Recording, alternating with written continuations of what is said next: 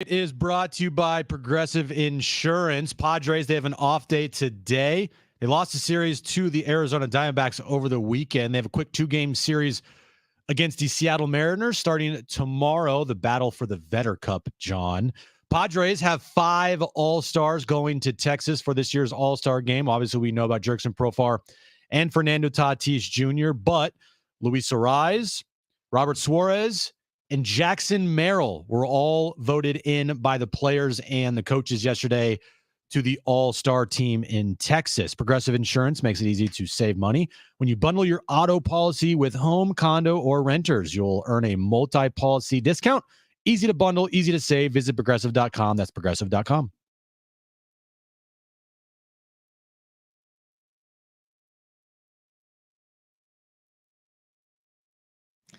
All right, San Diego and Southern California, what's going on? Hour 1 of Jon and Jim with you for the next 3 hours. Really good, busy week here, Jon and Jim, San Diego Sports 760. We'll tell you about as we get underway. We do have a giveaway today as well. We'll tell you about coming up. Things we didn't expect to start the show with, if you would have been listening on Friday, would have been related to Eric Hosmer trolling Jon and Jim. But here we are. Here we are.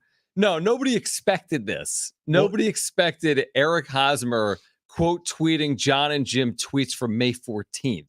You say that like you're involved somehow. Well, he quote tweeted Jon and Jim. Right, but he also quote tweeted Jon and Jim, and it was me speaking. Well, yeah, he trolled you. I mean, obviously, because it's easy. That's like not hard to troll things that you say. It wasn't the only surprise. It wasn't the only tweet that he was trolling from us over the weekend. It was the video from Jon and Jim, which we'll play here in a bit. And then it was also another tweet I had from 2 months ago. Well, yeah. So, okay. So we have the sound, Brent. Okay. So we can start with this, but listen, there was a period in time where Eric Hosmer blocked every media member in town because he took offense to the criticism. Right. But then all of a sudden he's in the media and he's like, I need to actually unblock everyone because I'm starting a podcast and I kind of could use the assistance. He unblocked me. He's got PR teams, and I'm getting emails constantly from his PR team. Hey, he had Jay Cronenworth on the show, and here's a clip from the show if you want to play it during your radio show. I'm like, yeah, whatever. I mean, it's a podcast from Eric Hosmer. I really don't care. And then all of a sudden, Eric Hosmer this weekend, after Manny Machado hits the walk-off on Friday night, and the Padres are rolling, he goes on like a quote tweeting rampage on Saturday morning. But he found this. Something that Jim said, we posted on Jon and Jim May 14th, nearly 2 months ago. This is what Jim said about Manny Machado. Ever since he got his massive contract that he, got from Peter Seidler last year and made it about him in spring training, he has been awful. Plain and simple. There's no way around it. He did not have a good year last year. I don't care what anybody says. And if you want to use the injury as an excuse, go ahead, fine. But I'm not. The start of this season, awful, especially after the embarrassing comments that he's had the last couple of years about leadership and the clubhouse. And, you better jump on the bandwagon now before we start breaking. Like, I mean, at some point, bro, you need to perform. All right. So that was Jim on May 14th. By the way, May 14th, this is what Manny was doing. He was hitting 228. His on base was 280. His slug was 354. His on base plus slugging was like a career low for the day, 637. Like he was doing absolutely nothing. We were talking about his elbow. When's he going to get back in the field? Well, you fast forward 2 months and Manny Machado is now raking, and Eric Hosmer basically. What did he say when he trolled you? What a take. Almost as bad as my launch angle. So he took that tweet with that video and he said, what a take. Almost as bad as my launch angle. Now, here's my question. With a clown emoji. Here's my question. I didn't realize that. Did he think that what you said was from now, or did he realize that what you said was 2 months ago? And by the way, Manny Machado 3 weeks ago in Philadelphia called himself out for poor play. But you called him out for poor play, and Eric Hosmer wasn't accepting of that. Also, Yonder Alonso chimed in with a clown emoji on that post. But he deleted it. He then deleted that, which I think he might have seen when I said that, which was 2 months ago. Right. Or maybe he just didn't want to be involved. I don't know. Anyway, I wake up Saturday morning, right? It was Saturday morning. Mm-hmm. And because it was after the Manny walk-off. And I'm like, why is Ben Fadden tweeting or no, texting me like on Saturday morning? And then I have someone else texting me in the media here in town about whatever. And I look at my phone and all I see is, bro, Eric Hosmer. Like, this is the first thing I read. I'm like, what? I soon then scroll down to see what transpired, go on social media. My phone was like hot. Hot it is in. My notifications were through the roof. I did not realize how much pull Eric Hosmer has on Twitter. Interaction would be happening from an Eric Hosmer troll tweet. Well, here's the thing. Typically when you get trolled on social media, especially by like a former major leaguer, I mean, this guy's won a World Series. This guy has earned $200 million in his career. You'd think everyone would be like Team Hosmer, but I mean, Hosmer doesn't really have the best rep with Padres fans, even with what he's tried to do over the last year or so on social media. You look at all the replies and everyone's basically defending Jim. I mean, not everyone, but it was kind of crazy. Most of the people were being like, Eric, dude, what he said in May was accurate. This is what we said in May. He said it about himself in June. Now that he's hot, nobody's coming on the air on July, whatever today is, and be like, Manny Machado, he's been awful. He needs to be better. He has been better. This is what we were asking of him. So that's what I don't understand, because Manny Machado called himself out. And Eric Hosmer, it's almost like he saw this thing. And he's like, oh my gosh, I can't believe someone is saying this about Manny Machado right now. Dude, it's from 2 months ago. Or did he have it bookmarked and he was waiting for this moment for the last 2 months to basically poke fun at you? Well, the interesting part about this tweet, John, was there was one bookmark on the tweet. Wow, that's a big number. That was. Was it Hosmer? I'm just saying there's one bookmark, and then he pulls this up. So you think he planned his whole 2 months, he was waiting for this moment. Let me bookmark this for when Machado hits a walk-off home run. Hadn't he already hit a walk-off home run this year? Well, he had a big moment against the Nationals. Not a walk-off home run. Right. So he was waiting for that to troll you. Probably. I just love some of the replies to the tweet from people that obviously don't follow us or just like follow Eric Hosmer. Mm-hmm.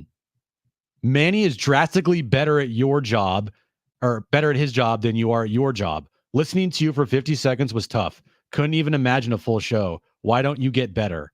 Another one. I kind of agree with that. Another tweet. You're an idiot. I kind of agree with that. Another tweet. How does it feel to know that your tweet is getting popular because Eric Hosmer quote tweeted it and dunked on you? Another reply. Kind of agree with that. Who are you? I'm a pro athlete apologist, but what they do is hard. You messed up like 6 words in your rant. Get better at your job before criticizing a pro athlete that has already made it big time. I know it's the cool thing to do. Podcast and rain on humans. Kind of true. Anyway, to basically put a bow on it, we said this in real time. Nobody thought Manny Machado was going to hit 220 all season, and nobody wanted to see it. We knew there'd be a turning point, and you still wonder, is he going to be able to produce numbers like he has in his career? Is he going to hit 30 home runs this season? Is he going to lead the Padres in the second half to some of the successes they've seen over the last 2 or 3 weeks? We knew over 162 was way too good. We've said that. We've said he's trending to a Hall of Fame career and 3,000 hits and 500 home runs. But wasn't it fair to be critical of a guy that is earning more than anyone on the team in the midst of a $350 million contract, the supposed leader that for the first 2+ months wasn't hitting? I mean, he said in Philly, I got to F and be better, essentially, even if it means I blow out my elbow again. This was 3 weeks ago, well after he was, quote unquote, called out by us May 14th. He also quote tweeted another one of my tweets from 2 months ago on the exact same day. A tweet that I put out there said, whispers, it's not about swinging at the first pitch. That's a pitch Manny's crushed so many times in his career. What it comes down to is he's not getting it done this year so far. He's been awful and needs to be a lot better. Pretty simple. What'd he say? He just quote tweeted it with like a clown emoji. Pretty like a GIF. And I thought it was pretty funny. Eric, the invite is open to come on the show. Yeah, I emailed him to discuss anything you want to discuss about Manny Machado. You can promote your podcast. 100%. We can promote anything you want. And I just thought it was so funny how like he tried to dunk on me by making fun of himself, which I understand. It's kind of what we do. here on Jon and Jim. But then like the first like 10 comments are all, dude, Eric, this was from 2 months ago when Manny was doing absolutely nothing. Yeah, like what you not understand? Yeah, people don't. Here's truthfully, honestly, what people don't understand. And we'll move on here from the radio aspect of things. Like, and I saw a lot of it on social media. We are paid to come in here and give our opinions about things on a day-to-day basis. If we were supposed to come in here and be like, I'm not saying rational, but come in here and wait for things to play out, there's no point in this job. There's no point. Yeah, didn't someone tell us that this weekend? Like, we might as well just wait until the season's over and say, all right, guys, we're done for the year. Jon and Jim will return on October, whatever, when we will talk about the season, because then we'll have all the information in front of us. Like, no. It's just stupid. It's not how this job works. It's not how life works. It's not how anything works. Like, things change, opinions definitely change, and that's how it goes here on radio and covering teams. Like, one day Manny Machado could go 0 for 4 with 4 strikeouts. The next day he could go 4 for 4 with 4 home runs. Like, things change day to day. And on radio, and for what we do especially, we have opinions, which we're paid to give. And usually, more often than not, Jon, the opinions we give are going to probably look bad in a couple months. Well, it's just like, because that's how things work. Well, it's like being AJ Preller. It's like you make a trade and then you're accountable for the trade, not just in real time, but into the future as well. It's very easy to look back on a trade and be like, oh my gosh, I can't believe you made that trade. Or it's very easy to look back like on a the Juan Soto trade. And be like you called yourself out this weekend. I did. For something you said in December, the night of the Juan Soto trade. You said, if you're excited tonight about Michael King and prospects, I don't know what to tell you, LOL. The Padres just traded a top 10 player in the sport tonight. This is Juan Soto. You can't spin that. And then you said, LMAO, I'm an idiot, haha. Because the Padres have gotten production out of the players that they traded for Juan Soto. And nobody, you have to offer your opinion on it. When AJ Preller makes a trade, he's trying to make a trade that benefits the Padres. It doesn't always work that way. But when you think about what they did get for Juan Soto, as we fast forward to now, you've got a team that has played well. I know they lost the series against Arizona. They've played well. They lost 2 out of 3 against Arizona. The pieces that they got back and also who they've plugged in for Juan Soto has worked out. Who knows if Jerkson Profar is even playing if Juan Soto is here or ever establishes this type of season. Michael King's been really good. Kyle Higashioka has been really good. Randy Vasquez has had value. And we'll see about Johnny Brito. So it's amazing how these things work. In the offseason, you think trading away Juan Soto, nobody liked it. There weren't Padres fans in real time. They're like, man, I'm so glad we traded Juan Soto. We're definitely better than we were a year ago. That was AJ Preller's responsibility. Get under a certain payroll threshold, make this trade, get this team better. And truthfully, Jim, you could argue that this team without Juan Soto is better than last year's team. They've got a better record than last year's team. We don't know if they're going to finish with a better record than last year's team, but right now, you could absolutely argue they're better than last year. And the trade's a reason why, potentially. As crazy as that sounds. Well, they're in a better position than they were last year right now. Yep. Just the entire team as a whole feels upgraded and better offensively. If you want to argue the pitching staff, I'm not going to argue with you because you had a Cy Young Award winner last year on the team. And at this time last year as well, you also had Joe Musgrove pitching and you Darvish pitching. And you still had a pretty good back end of the bullpen with Josh Hader, even though he didn't want to pitch more than 3 outs and never 3 days in a row, which we've gone over that a million times here. But definitely the offense has been the biggest improvement overall for this team and the record as well. It's not like all this. It's not like they're 20 games up. They're only 4. They're still kind of teetering around the 500 mark. And you're kind of wondering each day, is this team going to like fully take off? You know, that stretch they had there where they won 11 of 14. We all said 12 of 15, 12 of 15, 9-1 in a 10-game stretch in that period. Like, this is the moment. This is where they're going to take off. And then they come home and they lose 2 or 3 after an epic Friday night with Manny Machado and that crazy ass 9th inning. To have that walk off, another at Petco Park, by the way. And then you lose back-to-back games on Saturday and Sunday, and you just lost the series, and you're like, okay, we're going to play the Mariners coming up and then they're going to finish off the first half against the Braves. Let's not finish off this first half with a dud after putting in so much work and having that stretch to get to a point where they are right now.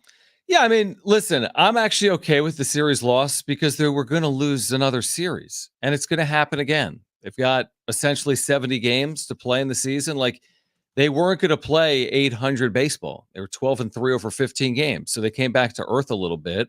Let's see how they respond. A year ago, through 94 games, which is how many they played right now. What's the record? 49-45, John.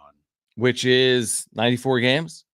Yeah. So a year ago through 94 games, there are 6 games under. 4 and 5. Right there. There was 5 games worse than they are now. That's a considerable difference. Oh, 5 games. That's considerable. Yeah. 5 games better than they were a year ago, right now in playoff position. And again, you're not going to win every series you play. I want to see how they respond to this. The game on Friday was ridiculous. You thought, well, after that, they're just going to win. I mean, this team They're never going to lose. Is destined to win every series they play. It doesn't work like that. And they had an opportunity on Saturday that they squandered in extra innings. Then yesterday was a good game that got blown open late before they fell 9-1. So how do they respond? Because again, they weren't going to win every series. Like, I have no issue with losing one series. I will take issue if they go into the break and don't play well the next 5 games against Seattle and Atlanta. I mean, if you close 1-4, you're giving it all back. If you close 3-2 or better, you're in great position. I mean, you go 3-2 over these last 5 games, you're 5 games over 500 into the All-Star break. I think anyone would have signed up for that when they were in Philadelphia on the heels of a 5-game losing streak and 3 games under 500 3 weeks ago. Oh my God, I'd sign up for that right now in a heartbeat. Yeah, so they're in a great spot. They're in a great spot. Like, the weekend's the weekend, but they're in a really good spot. The weekend, by the way, I have to apologize for yesterday. And Saturday. No, just yesterday. Oh, not Saturday? We said No. who's going to walk off for the Padres? No, I don't consider that like my jinx? fault. Okay. Yeah, no, because dude, they've had like 55 walk-offs this year. So how could you blame me? I did. I know you did, but you blame me for everything.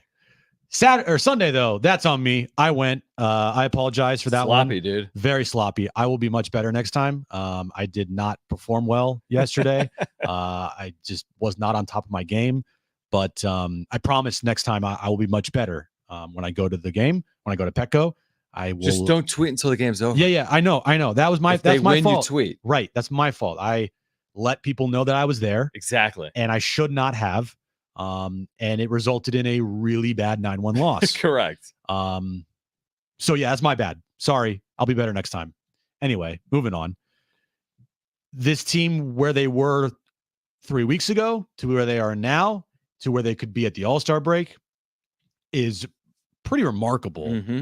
Just considering how back and forth they were and the injuries they've had, and Manny Machado 3 weeks ago being where he was, and you're like, yo, how is this team even going to be at 500 or above 500 at the break? Sure. They were, I think, 4 under heading into the final game of that 6-game road trip where they lost the first 5 games, and then they won in Philadelphia on that Wednesday afternoon. 3 under. 3 under? Mm-hmm. Oh, there. Okay. Well, still, you were on the verge of being 4 games under, coming home on a winless road trip.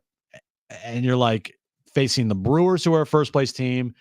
And it's like, okay, this thing could go south very quickly. And to their credit, they turned that ship around fast, which they've done all year long.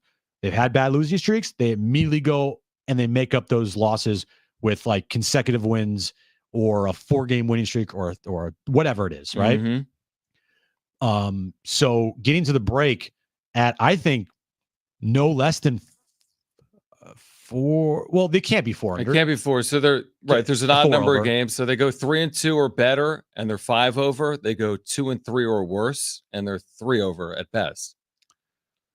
I mean, truthfully, neither's going to like kill this No, team. they won't. Well, by neither, I mean 3-2 latter. or 2-3. Yeah. But we'd all prefer the 3-2, and you go in the break 5 up because of that 9-game road trip that you start in the second half versus Baltimore, Washington, and who else did they play? Cleveland. Cleveland. Yeah. So okay. So Manny Machado calls himself out. right? He really did to Kevin Acee after that game 2 loss in Philly. It's a 5-game losing streak. I got to be better. Curse laden tirade. F this, F Right. that, F this. I need to be better. F this. I'm going to blow my arm out. I'm going to do this. I'm going to be better. So since then, they're 12-5. Since then, his OPS is over 1,000. Since then, he's hit 6 home runs in 17 games. He's driven in 17 in those 17 games. This is what elite players do. I mean, this is a captain. This is a leader. This could be a future Hall of Famer. And the season hadn't been the whole book wasn't written when he called himself out in Philadelphia. They were at basically the halfway point of the season, which means, everything that went wrong for Manny Machado means everything could still go right in the second half. And to his credit, I don't know how many people really saw this coming. In that exact moment, there was a lot of criticism coming of Manny Machado, a lot from Padres fans. He's not hustling. He's blowing bubbles. He's not healthy. He's not hitting for power. And with all that criticism right in his face, he's completely turned this team around and his season around. And he's done that a lot. When things are at a low point, when he's being called out by the media, by the fan base, he uses it to fuel him. And that's what's happened. 12-5 since then. He's hit 348, 1,016 OPS. The team's 12-5.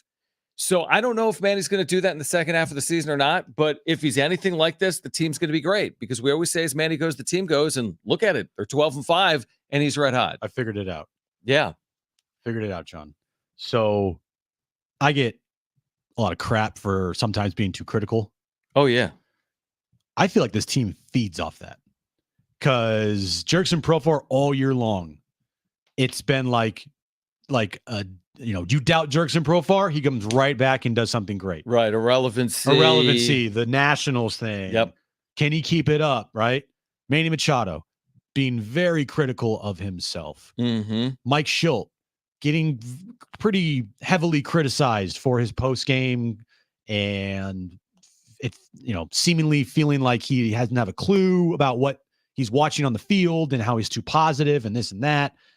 And the team as well. Hey, is this team ever going to turn it around? It's just the same old, the same things they did last year. They're doing this year, and blah, blah, blah, blah, blah, blah, blah. It feels like they feed off it. They feed off criticism, and it works. It's been working, and not to the level that we want it to, where you're comfortably 10, 15, even hell, 20 games over 500. That'd be the best team in baseball, or best team in the National League if they're 20 games over 500. You get my point, that it fuels them, it feels like, in a positive way. So whatever they're doing, keeping receipts, listening to podcasts of people criticizing them, or players calling them irrelevant, or teams, quote unquote, disrespecting them, to keep using that if that's going to fuel you guys, and use that until the wheels fall off, as far as the criticism goes, and hopefully those things turn into wins, and this season can be pretty special. Well, last year they were being hunted. It didn't go so well. No, it didn't. This go year, as the hunter, they're using everything as motivation, and it's clearly been a factor. There's no question about it.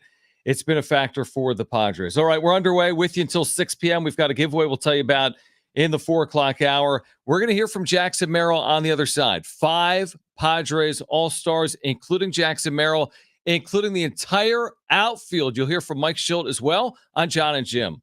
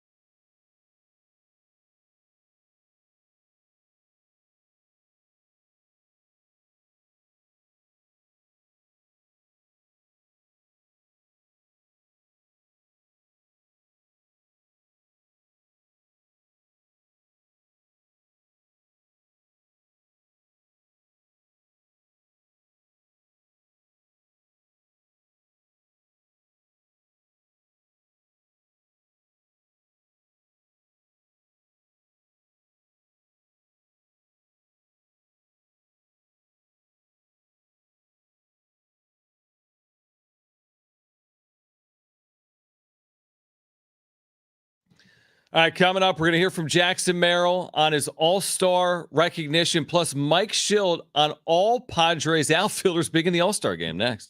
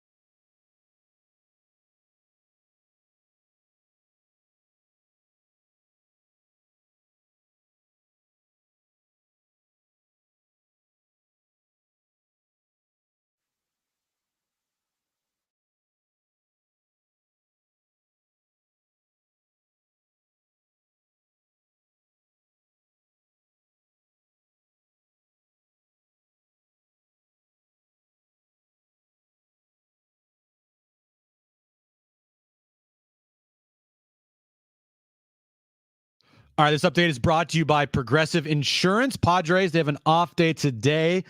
Their series versus Diamondbacks was not a great one. They lost the series 2 out of 3. They take on the Mariners tomorrow for a quick 2-game series, Battle of the Vetter Cup at Petco Park. And the Padres have 5 All-Stars this year going to Texas. We know about Jurickson Profar and Fernando Tatis Jr.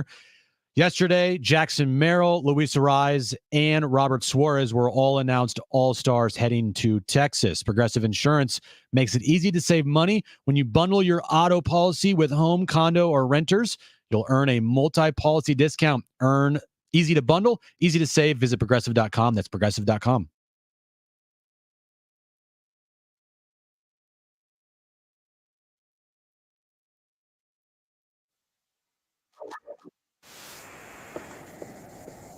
All right, it's up on the talkback mic. Just open the free iHeartRadio app. Listen to San Diego Sports 760. Tap that little red microphone icon next to the play button to leave a 30-second talkback. We'll hear from Jackson Merrill here.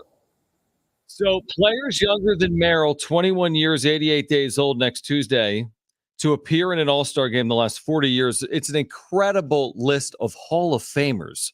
Bryce Harper, future Hall of Famer. Pudge Rodriguez, Hall of Famer. Ken Griffey Jr., unanimous Hall of Famer. Mike Trout, future Hall of Famer. A-Rod, well, would have been a future Hall of Famer if not for his decisions. Jose Fernandez had an incredible career, right? Going. Manny Machado could be a future Hall of Famer, and Miguel Cabrera, who's a future Hall of Famer. That's the list of players younger than Merrill to appear in an All-Star game in the last 40 years. That's a crazy list. It's incredible what he's accomplishing this year, what he's doing on the field, the maturity level of this kid.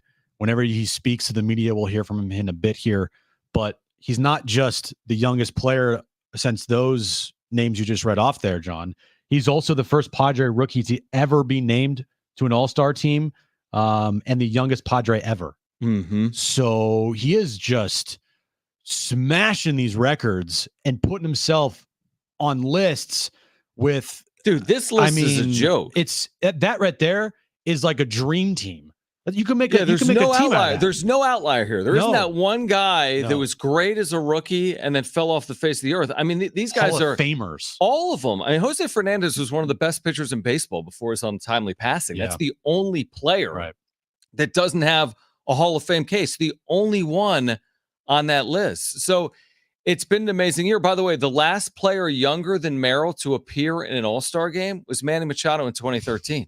And now they're teammates. A decade later. This was Jackson Merrill on being named to the National League All-Star team. I just had a team meeting. Everyone's in here, and they told Luis and Robert first, and then they said me last. But, full of excitement. Team's happy for us, and, that's a big part for us is no matter who's going, who's not, everybody was kind of all behind each other and happy for each other. Is there something even more personally satisfying that not only are you rookie, not only did you not play in AAA, but you changed positions completely from the infield to the outfield and just the ground you've covered in a really short amount of time? No, just having fun, dude. Like, there's no secret to it. There's no special thing that I do to help myself improve and get to the All-Star game. It's just having fun. That's how the game should be played. It should never be played too stressful or with a thought of you have to perform a certain way. You just go have fun and it'll play out itself. 105 Padres in the All-Star game. Does that add something to it for you guys? That's awesome. Teammates. Awesome, yeah. We love it.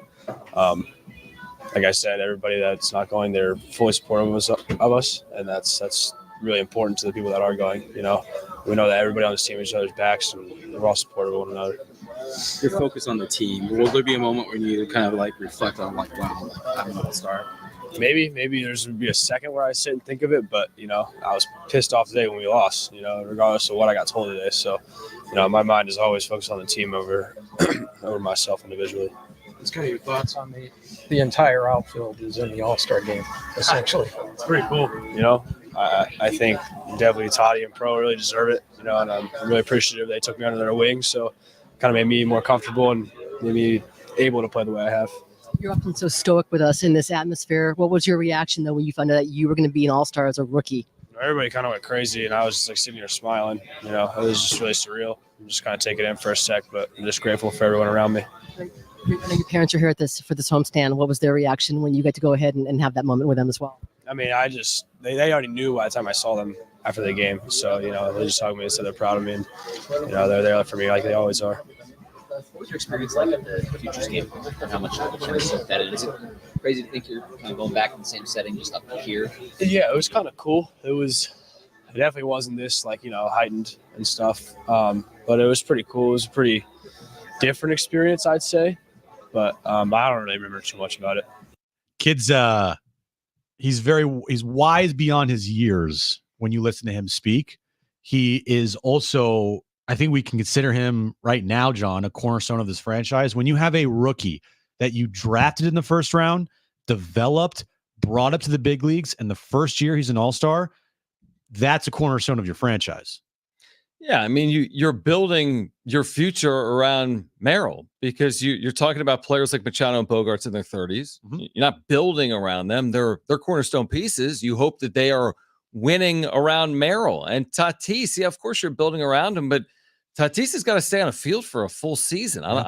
It's hard to build around a guy that we've never seen play for all 6 months healthy. So right now, when you're thinking about the future and the now, a lot of it starts with Jackson Merrill. He's not the end all be all. I mean, you need Manny and Toddy and Bogey. I sound like Shilty right now. But I mean, Jackson Merrill, you can't do more than he has done. And now you just hope that this is who he is. And what I mean by that is not now, but later. Does anything change in 2025 and beyond? Does he get better? Does he sustain it? Does he take a step back? Is there a sophomore slump? Because right now you're like, what can't this kid do? Yeah. But baseball, we know how humbling it can be. It's not that simple. But if it is that simple for him, where he does this 5 of the next 6 years and looks like this player, then they've got an absolute stud. And he's a guy that is so easily likable. And I feel like the fan base, he's so easy to gravitate towards because you hear him say like, look, it's not really anything complicated here. I just go out and play I have fun. Right. He's the fun guy. He's the fun guy. Like he's the young guy that could run circles around everybody because he's 21 years old. And when you're 21 years old and you're a professional athlete like that, you don't get tired. You just go and go and go. No, by the way, he's like really good at what he does. He's a really good center fielder defensively. He almost made an amazing catch yesterday. Yep. In center field. He's a guy that his swing feels like it's a swing that can age well. Like it's not one of those herky jerky types of swings. Like it's a very compact, swing that you say, all right, that guy, that swing can play for a long time. The power has all of a sudden come along here starting in June. And if that continues, I mean, he is already right now, John, one of the best, or if not the best center fielders in the National League. Yeah, just keep doing that. Yeah, just keep doing that, and you're Do fine. that for the next 10 years, and they'll be in good shape. All right, then there's Mike Schill talking about all three of his starting outfielders being named to the All-Star game. I mean, consider this. You traded away Juan Soto, and you didn't sign Jurickson Profar until February 24th. Jackson Merrill thought he'd be playing left field this year. They moved him to center once he got to camp. He was a shortstop last year. And they got Profar, Merrill, and Tatis. How unlikely is that? Here's Mike Schill yesterday. I love our players, so I'm always optimistic with that. But what an accomplishment, all three guys in our outfield being all-stars and clearly well-deserved. So couldn't be more pleased with, Toddy getting the recognition he deserved. Pro clearly has earned his way, and Jackson made his case, and people rightfully saw it and rewarded him. So what an honor for those guys, and tip of the hat to Robert. We're in a good spot right now in the year, with what Robert Suarez has done, and tip of the hat to Mr. Arise coming in and doing what he's done to help us win games since he's been here, because he's been a real catalyst for that.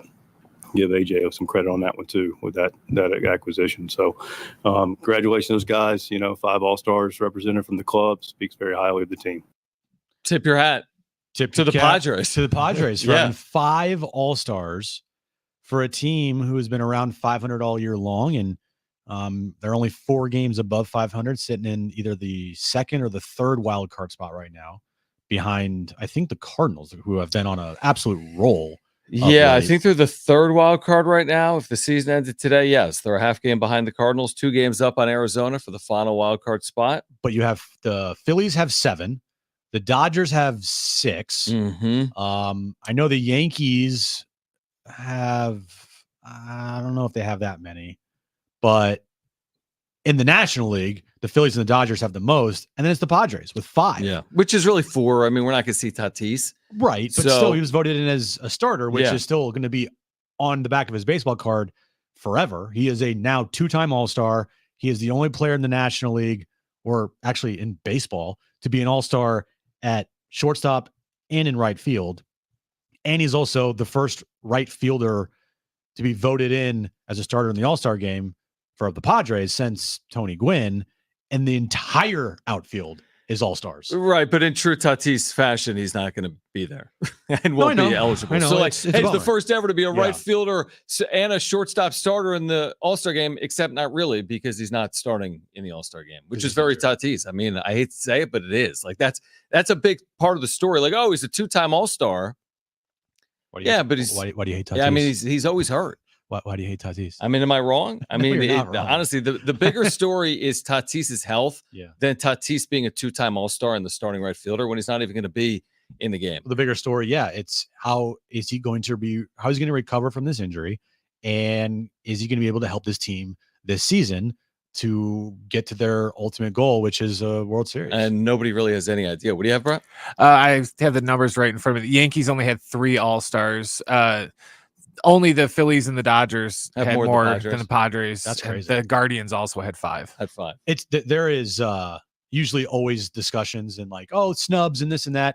No snubs at all this year for the Padres. If anything, it's like people are saying Luis Ariz maybe shouldn't have been an All-Star, and he's now an All-Star, and that's pretty damn cool. And there's nothing to complain about. No, I could make the argument for Machado if we wanted to. I could Yeah. absolutely make the argument because he's been red hot over the last month, but I agree. All right, on the other side, updates on Yu Darvish and Joe Musgrove and what it means for AJ Preller at the trade deadline. Plus, is that good? The best and worst of the sports weekend next.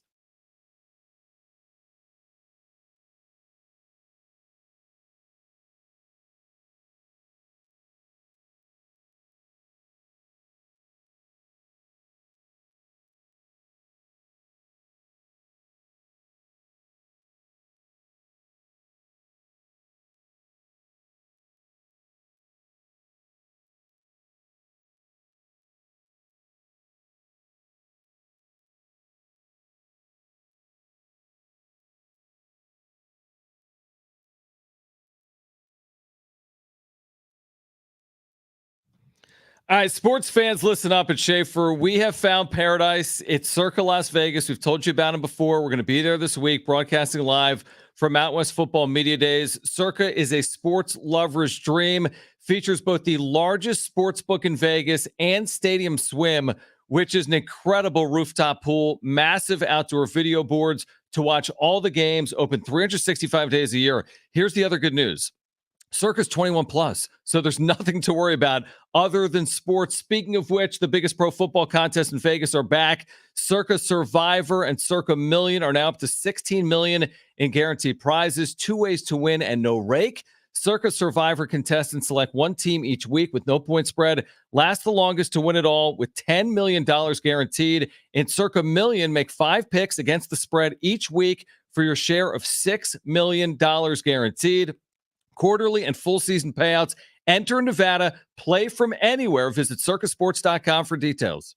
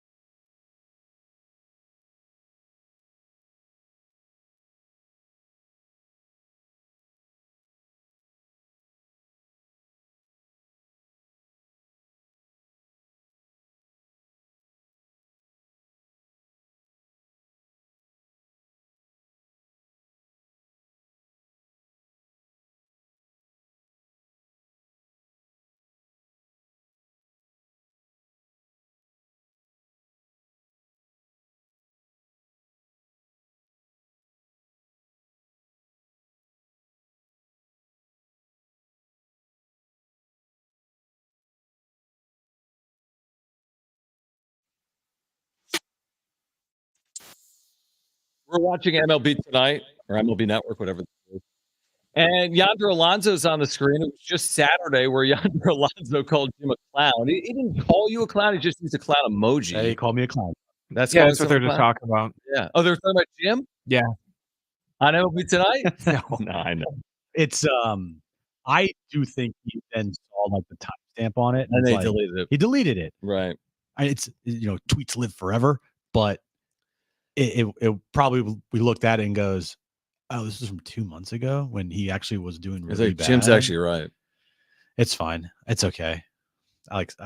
You were okay with it? I can take it. I actually wasn't that like upset with it to where you would have been freaking out about it. I would have freaked out, but not be Eric Hosmer, man. He's got no real street cred that I feel like if he like blasts you or puts you on blast, it's almost like a positive. Well, it'd be one thing if it was me saying that about Manny Machado, like now, today, and this then guy's terrible. And then Eric Hosmer calls me out, like, okay, yeah, probably it sounds bad, and I'd get crushed for it.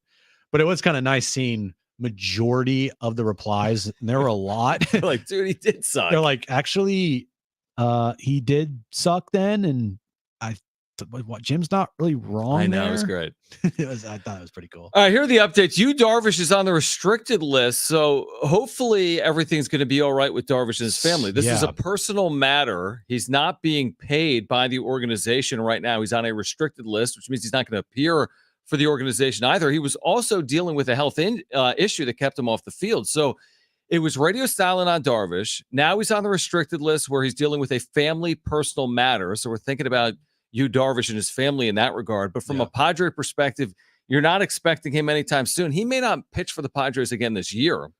And then Joe Musgrove, who we know is on the 60-day. The earliest he's coming back is August.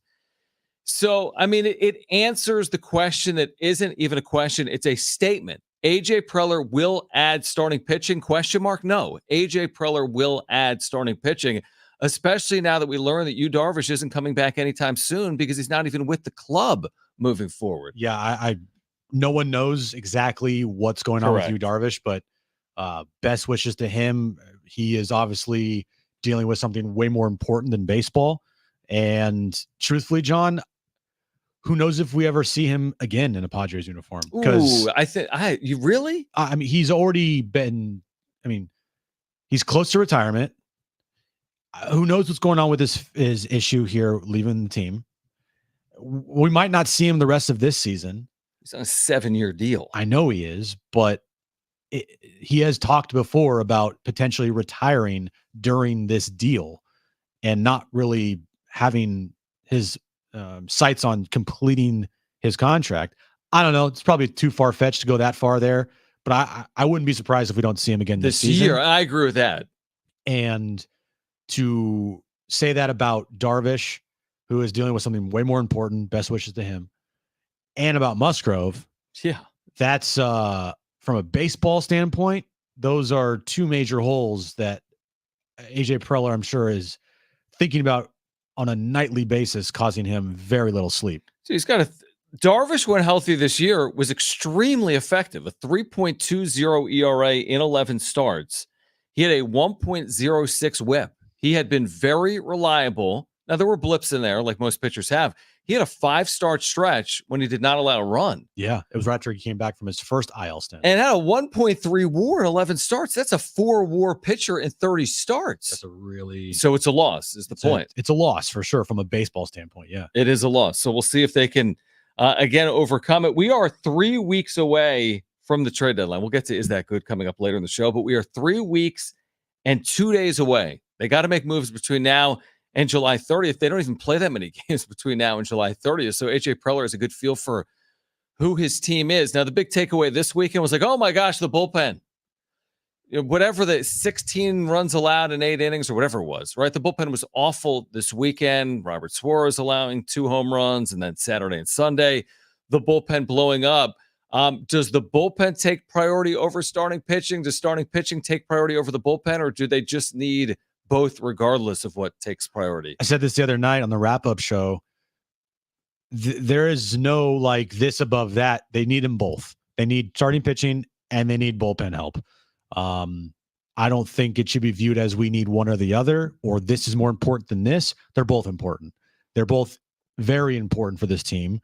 And truthfully, when Schulte the other day, again, pushed back at a comment or a question about the bullpen, he was actually right. The bullpen, by and large, has been pretty decent.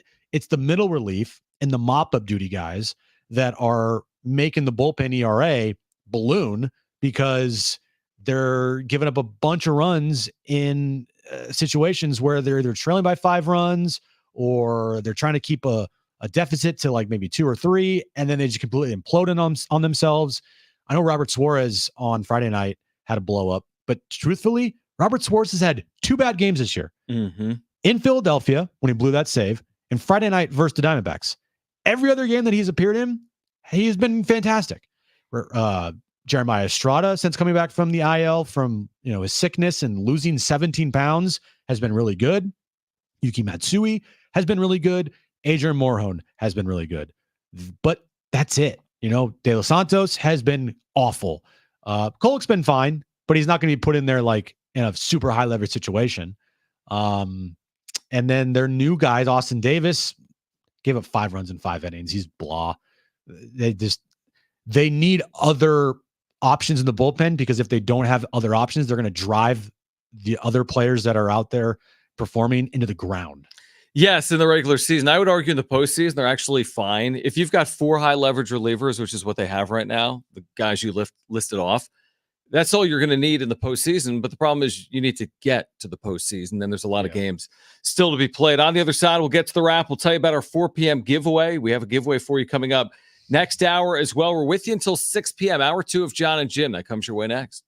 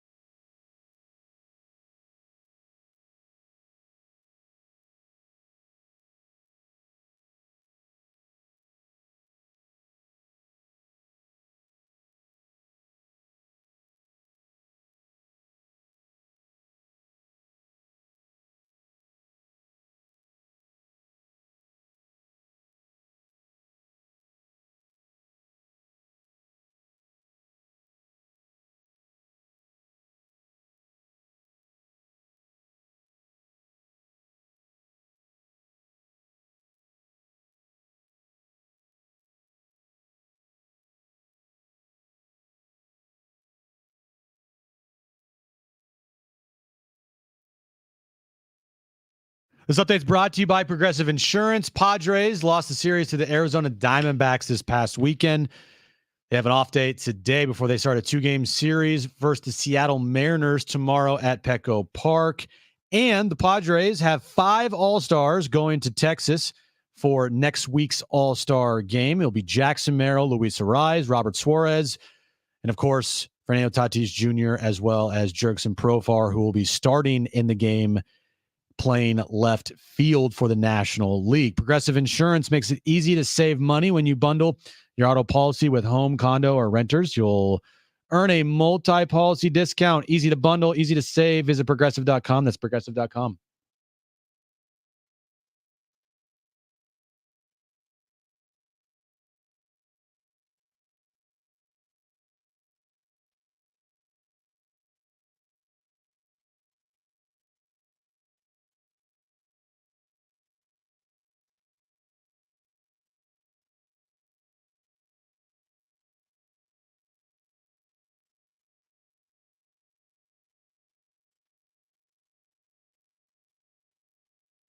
All right, San Diego and Southern California, what's going on? This is hour 2 of Jon and Jim with you until 6 p.m. We will be at Mountain West Media Days coming up this week from Circa in Las Vegas, where it will be warm. Not inside necessarily, but outside, I think 116 or so. Who's counting? Last year, where there was 116 or so, we had the dumb idea of broadcasting outside. That's one of those days. Let's do it again this year. Except You want to do it outside? Except let's do it From with no shade. pavement. With no shade, no sunscreen, Yeah. no hats, no anything. Let's just do it in the middle of the street. The equipment would fry. I know. Don't they have like 17 pools up there? They do. They have 6 pools. Let's do it from in the pool. They've got stadium swim. They've That'd got be massive video boards. Like So we'll commercial be break, there. I'd be like, cannonball. I went to the beach this week. Yeah, you got burned. And let's just say my skin did not fare well. Sun won. Show your stomach on the YouTube. No, stream. I'm not Be a showing man. my stomach. I, On was gonna say, I YouTube. can't even tell.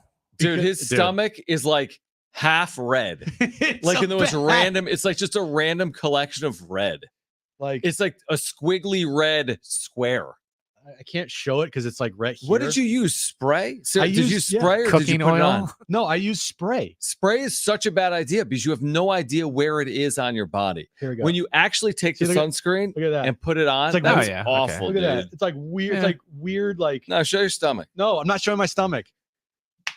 Because it's Come on, it's- man. No, We're going to Circus Swim. we'll get like a violation on our YouTube channel. For what? You being too jacked? No. Anyway, we'll be at Circa on Wednesday and Thursday. So make sure to join us 3 p.m. Wednesday, 3 p.m. Thursday. All kinds of guests. Gloria Navarez, Mountain West Commissioner, Sean Lewis, Aztecs From the head sun. coach. We'll be inside. Okay. That's We'll good. be inside Circa in Las Vegas. We have a giveaway we'll do this hour, and that is 2 free tickets to see A Day to Remember, July 19th at Gallagher Square at Petco Park. Tickets and info at Ticketmaster.com. By the way, programming announcement, Brian Dutcher will be on the show tomorrow at 3:30. I was at Aztec basketball practice today. Jim Oh, wasn't. look at you. Saw the new team. Oh, nice. Must have been nice. It was very nice. My invite must have got lost in the mail. No, it didn't. You just weren't invited. But oh, yeah, that's right. it was man, it's again this time of year, it's always exciting because you kind of it's a blank canvas. You don't know what to expect, but it got the juices going. I'm excited.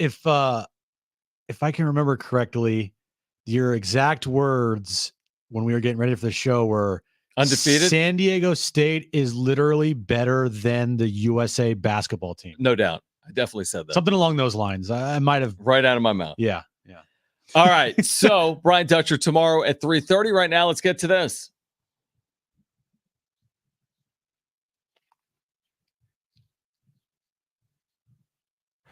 Which current Padre will end their career with the most All-Star appearances? Okay, so right now we have Fernando Tatis has 2. Manny Machado with the Padres have 2. Are we just saying Padres or No. all together? All together. All together? Mhm. Oh, well, it's Manny. Are you certain? Yeah, because he already has how many before he came here to San Diego? What, 3 or 4? I have no idea. Is he a 6-time All-Star? Okay. But what's the question? Is it The with question is who's going to have the most All-Star with the- appearances? with the Padres? No.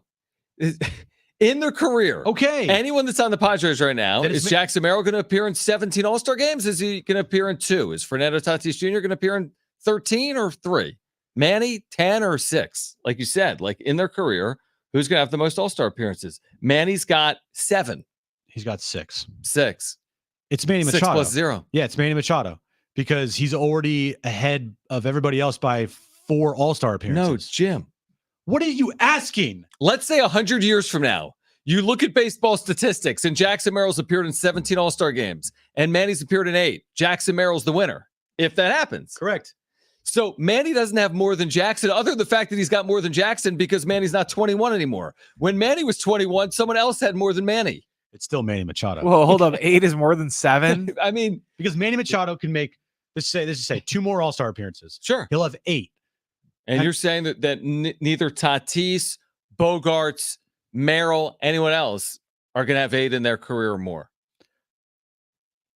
It's Manny Machado. Do you who's your player then? It would be either Tatis or Merrill. So then you would say that they're going to make at least 7 All-Star appearances total. Yeah, I mean, I think again with Tatis, if you could tell me he was going to be healthy, I think there's a good chance to do that as a 25-year-old. Merrill, we have no idea because it's 1 season, but I think I would take the field over Manny. Oh, I like that. Oh, okay. I think I would take the field over Manny just because those guys have, years to work with. I think Tatis has a decent shot to be like a 5+ time All-Star, but he's got to prove it by staying healthy. Okay. So you take Manny. I take Manny. Let's remember this in 20 years. Okay. Next question. Will Team USA basketball beat Team Canada in their exhibition opener on Wednesday in Vegas? We have news on that.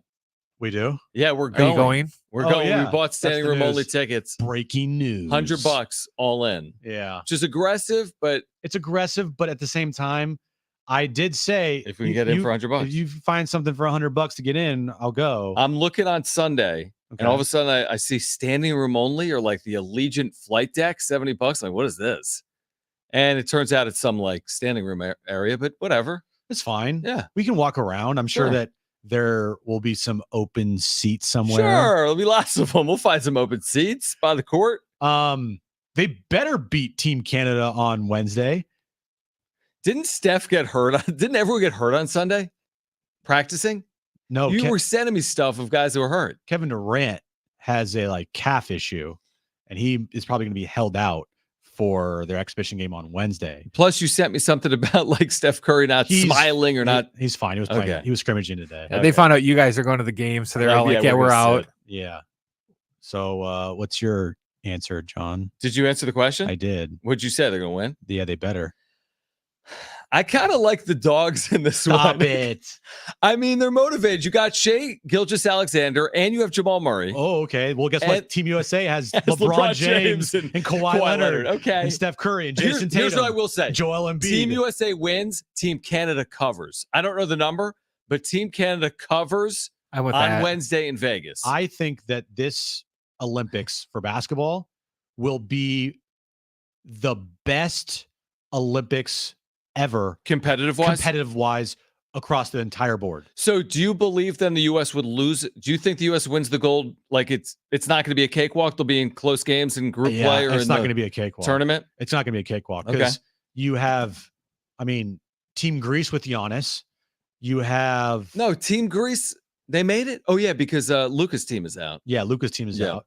You have Greece with Giannis. You have France with Wemby. You have Team Canada.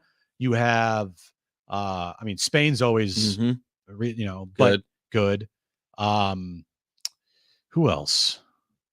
Yeah, look, every team now, every international team Has has a NBA couple players. NBA players on it. So from that alone, and just the rules of international play and the style of international play, it's not like NBA basketball at all. The court is not just completely spread wide open like it is in the NBA. It's more compact, more I guess played in the paint type of game. And so I don't see it being a complete cakewalk for Team USA. I do expect them to win still because they have by far and away the best team talent wise. But they'll need to win like close games. At some point, they'll be in a close game. They'll They're going to need play to win. very hard. And it's really cool that Yeah. we're going Wednesday because I tell my brother, I'm like, dude, we're basically going to watch like an all-star game, but them actually giving a crap and them actually playing hard. I would think so. There's 5 exhibitions before Paris, 1 in Vegas, 2 in the UAE, 2 in London. Yeah. Then they play it's only 5 games. So you got to ramp this thing up. What do you got, Brent? There's no point spread for this week's game because it's an exhibition. Okay. But overall, USA is -400 to win the gold.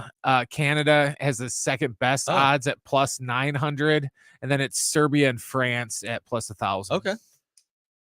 Next question. Will Cooper Flagg be the #1 overall pick in next year's NBA draft? So this question is being asked because today Team USA, the select team, played against Team USA, and Cooper Flagg balled out today. So the select team is 17 and under, right? No, it's not 17 and under. No, Okay. it is various NBA first year or second year players. Okay. Mixed in with maybe some college kids, but So it's like a 21 and under, maybe. Well, you had 23 and 2 under. Warriors on the team in Podziemski and Podziemski, Jackson Davis. I'm glad we could mention Podziemski. He's on Team USA Select, but Cooper Flagg, I guess, balled out today. Reports saying that they asked a Team USA coach who was the best player on Team USA Select today, and they said, "Oh, Cooper Flagg." Dude, this guy's generational talent. He's out of the state of Maine. He's the consensus #1 recruit in the country. He's going to Duke. That might make Duke the favorite to win the NCAA tournament in 2024. I think barring a health situation, Cooper Flagg is going first overall next year in the NBA draft. I mean, everyone's been all over this story for the better part of the last year. And I do think there's been so much UConn talk over the last couple of years, but Cooper Flagg going to Duke, not UConn, I think changes the complexion of that national story heading into the upcoming season. I do think will be the #1 overall pick. Next question. Oh, yeah. By the way, Mr. Dan Hurley. Oh, I'm not using the Lakers thing as a leverage play. Signed a big extension today. So 50 million, coincidence. Yeah. Yes. Next question. Could the Padres win 90 games? Where would they need to go, John? Well, they would have to go 90 and 72. Oh, what would they have to go from here on out? Yeah. 41 and 27. Okay. 41 and 27. Let me do the math on that. No, they're not doing it. Hold on. Do I have the math right on that? So they'd have to play 603 baseball. 603. No, they're not doing that.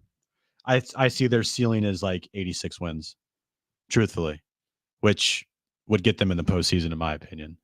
86, you said? Yeah. Yeah, definitely. Yeah. I agree. I think 84 gets them in. Yeah, I think the ceiling on this team is 86, 87 tops. Because of the starting pitching, Darvish Musgrove, Starting Tatis, pitching, injuries. just their overall ceiling. They're just even with their really hot stretch here, I still have questions. I desperately want to say they're going to be consistent throughout the rest of the season. And truthfully, during their hot stretch, I was like, yeah, actually, you know what? Maybe they are. Mm-hmm. But then you go turn around and you lose 2 or 3 to Arizona. I'm not saying they need to win every single series, and they're not going to. They're going to lose series. But how do they respond now after losing a series here over the weekend and not looking particularly great in it? I mean, listen to this. Their next 16 games are hard. Are against really good teams by and large, not necessarily the Nationals. Mariners are in first place in the AL West. Braves are a playoff team. Cleveland's the best team in the American League. Washington will see, but they have James Wood up. He's been a bit of a revelation. And you have the drama from the series in San Diego. And then Baltimore's been one of the best teams in baseball. Then the Dodgers. So your next 6 series are Mariners, Braves, Guardians, Nats, Orioles, Dodgers. Now, after that, it lightens up. You've been talking about the August stretch. Yep. Pittsburgh, Colorado, Miami. August 1st, man. Got to get to August 1st. But these 16 games, I think I did the math on that right. Interesting, again, to play 600 baseball. Again, in these 16 games, are you going 11-5? Are you going 10-6? You're asking a lot to do something like that over this stretch. That's why it's so important for the remainder of this homestand and the remainder of this first half is build up as many wins as you possibly can get here. 3-2, we'll take it. 5 over at the break. That's pretty damn good considering where they were a month ago. But I mean, if you could go 4-1, that'd be even better. And you're then now 7 games up, like we were talking about, as being like the best case scenario for this team going into the All-Star break.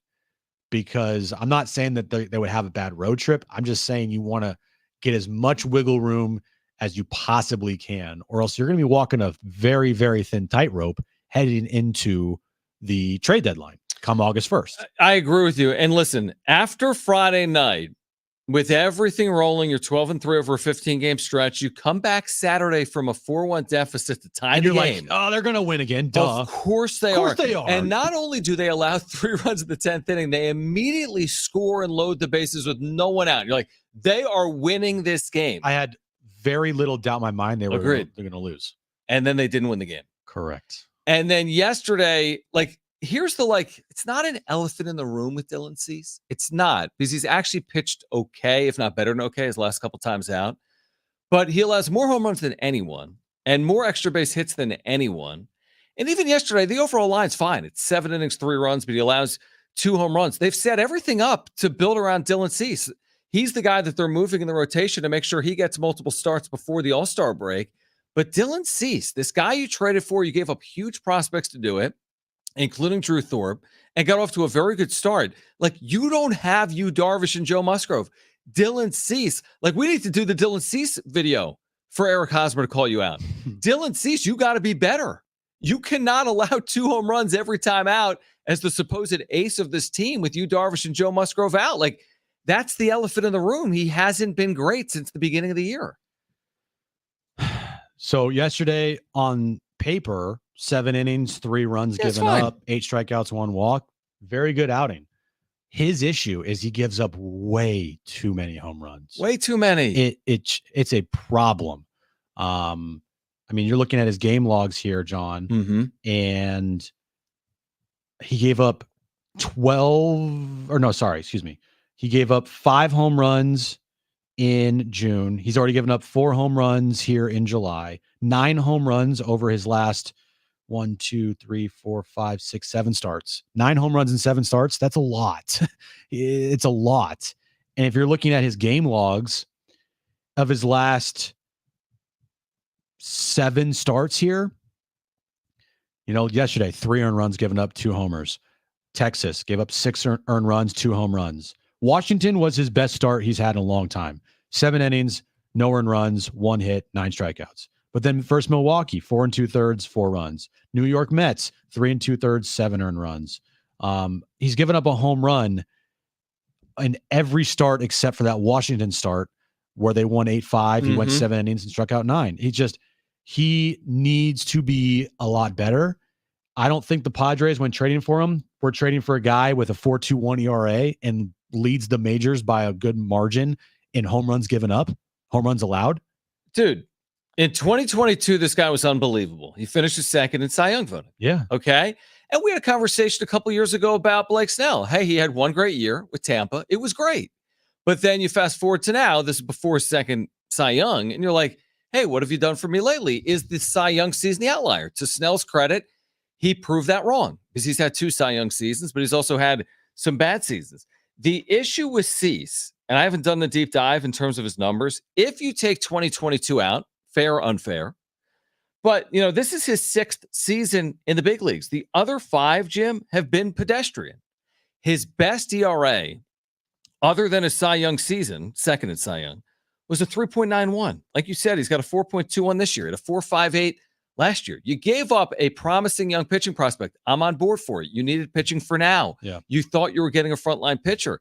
Your frontline pitcher's got to be better than a 4.21 when Matt Waldron's got a 3 ERA. You got to be better than you've been. I don't know the reason. I think he's healthy. He works deep into games. He throws 100 plus pitches. He just gets hit harder than he should for having the stuff that he has, plus the swings and misses that he gets. He's got the strikeout numbers are high. I mean, he gets a ton of strikeouts. This year, he struck out 138 in 109 innings. That's a huge number. But he also allows a lot of balls in play, as we've been talking about with the home runs. What's great is, 1, he'll give you 30 plus starts this year easily. if he stays Yeah, healthy. he should be able to. Yeah, He already has 19 starts in the first half. you're right. He'll give you close to 200 innings. I think you could say 175 to 185. Easy if he stays healthy. He's going to get well over 200 plus strikeouts. He might be pushing the 250 mark, truthfully. Good. And that's all great. But when you have an ERA in the high fours or mid fours, and if you give up a lot of home runs, which he does, it's not really what you're looking for when you traded for Dylan Cease. The start of his season was fantastic. It was. And then for whatever reason, when you get to May, it's like, what happened? And it wasn't like god awful in May. He had a 4.08 ERA, but still, when you have an ERA over 4 and you traded all this for him, and he's supposed to be one of your top pitchers, you don't want to throw a guy out there who has a 4.21 ERA and be like, that's our ace, because that's not what aces do. Yeah, again, for them to get where we're talking about, like Jim said, 86 wins is a ceiling, even if you think they can win more than that. Cease becomes a big part of that. Making his 30-plus starts, he's got to be better than average in his final 12 regular season starts or whatever it is, 13, 14 regular starts here in the regular season. All right, on the other side, what does LeBron James think about all the noise surrounding his son, Bronny? We'll see LeBron. I'm sure we'll get together with him at some point Wednesday. Yeah, I think we have a drink set up with him after the game on Wednesday night. He'll join us for Not sushi. sitting next to Bronny. No, Maybe, but I know he's coming with us to sushi. Okay, perfect. Yeah. So what does LeBron think about all the noise surrounding Bronny? Plus, this hour, your chance to win 2 free tickets to see A Day to Remember, July 19th at Gallagher Square, Petco Park. Tickets and info at Ticketmaster.com. Stay with us.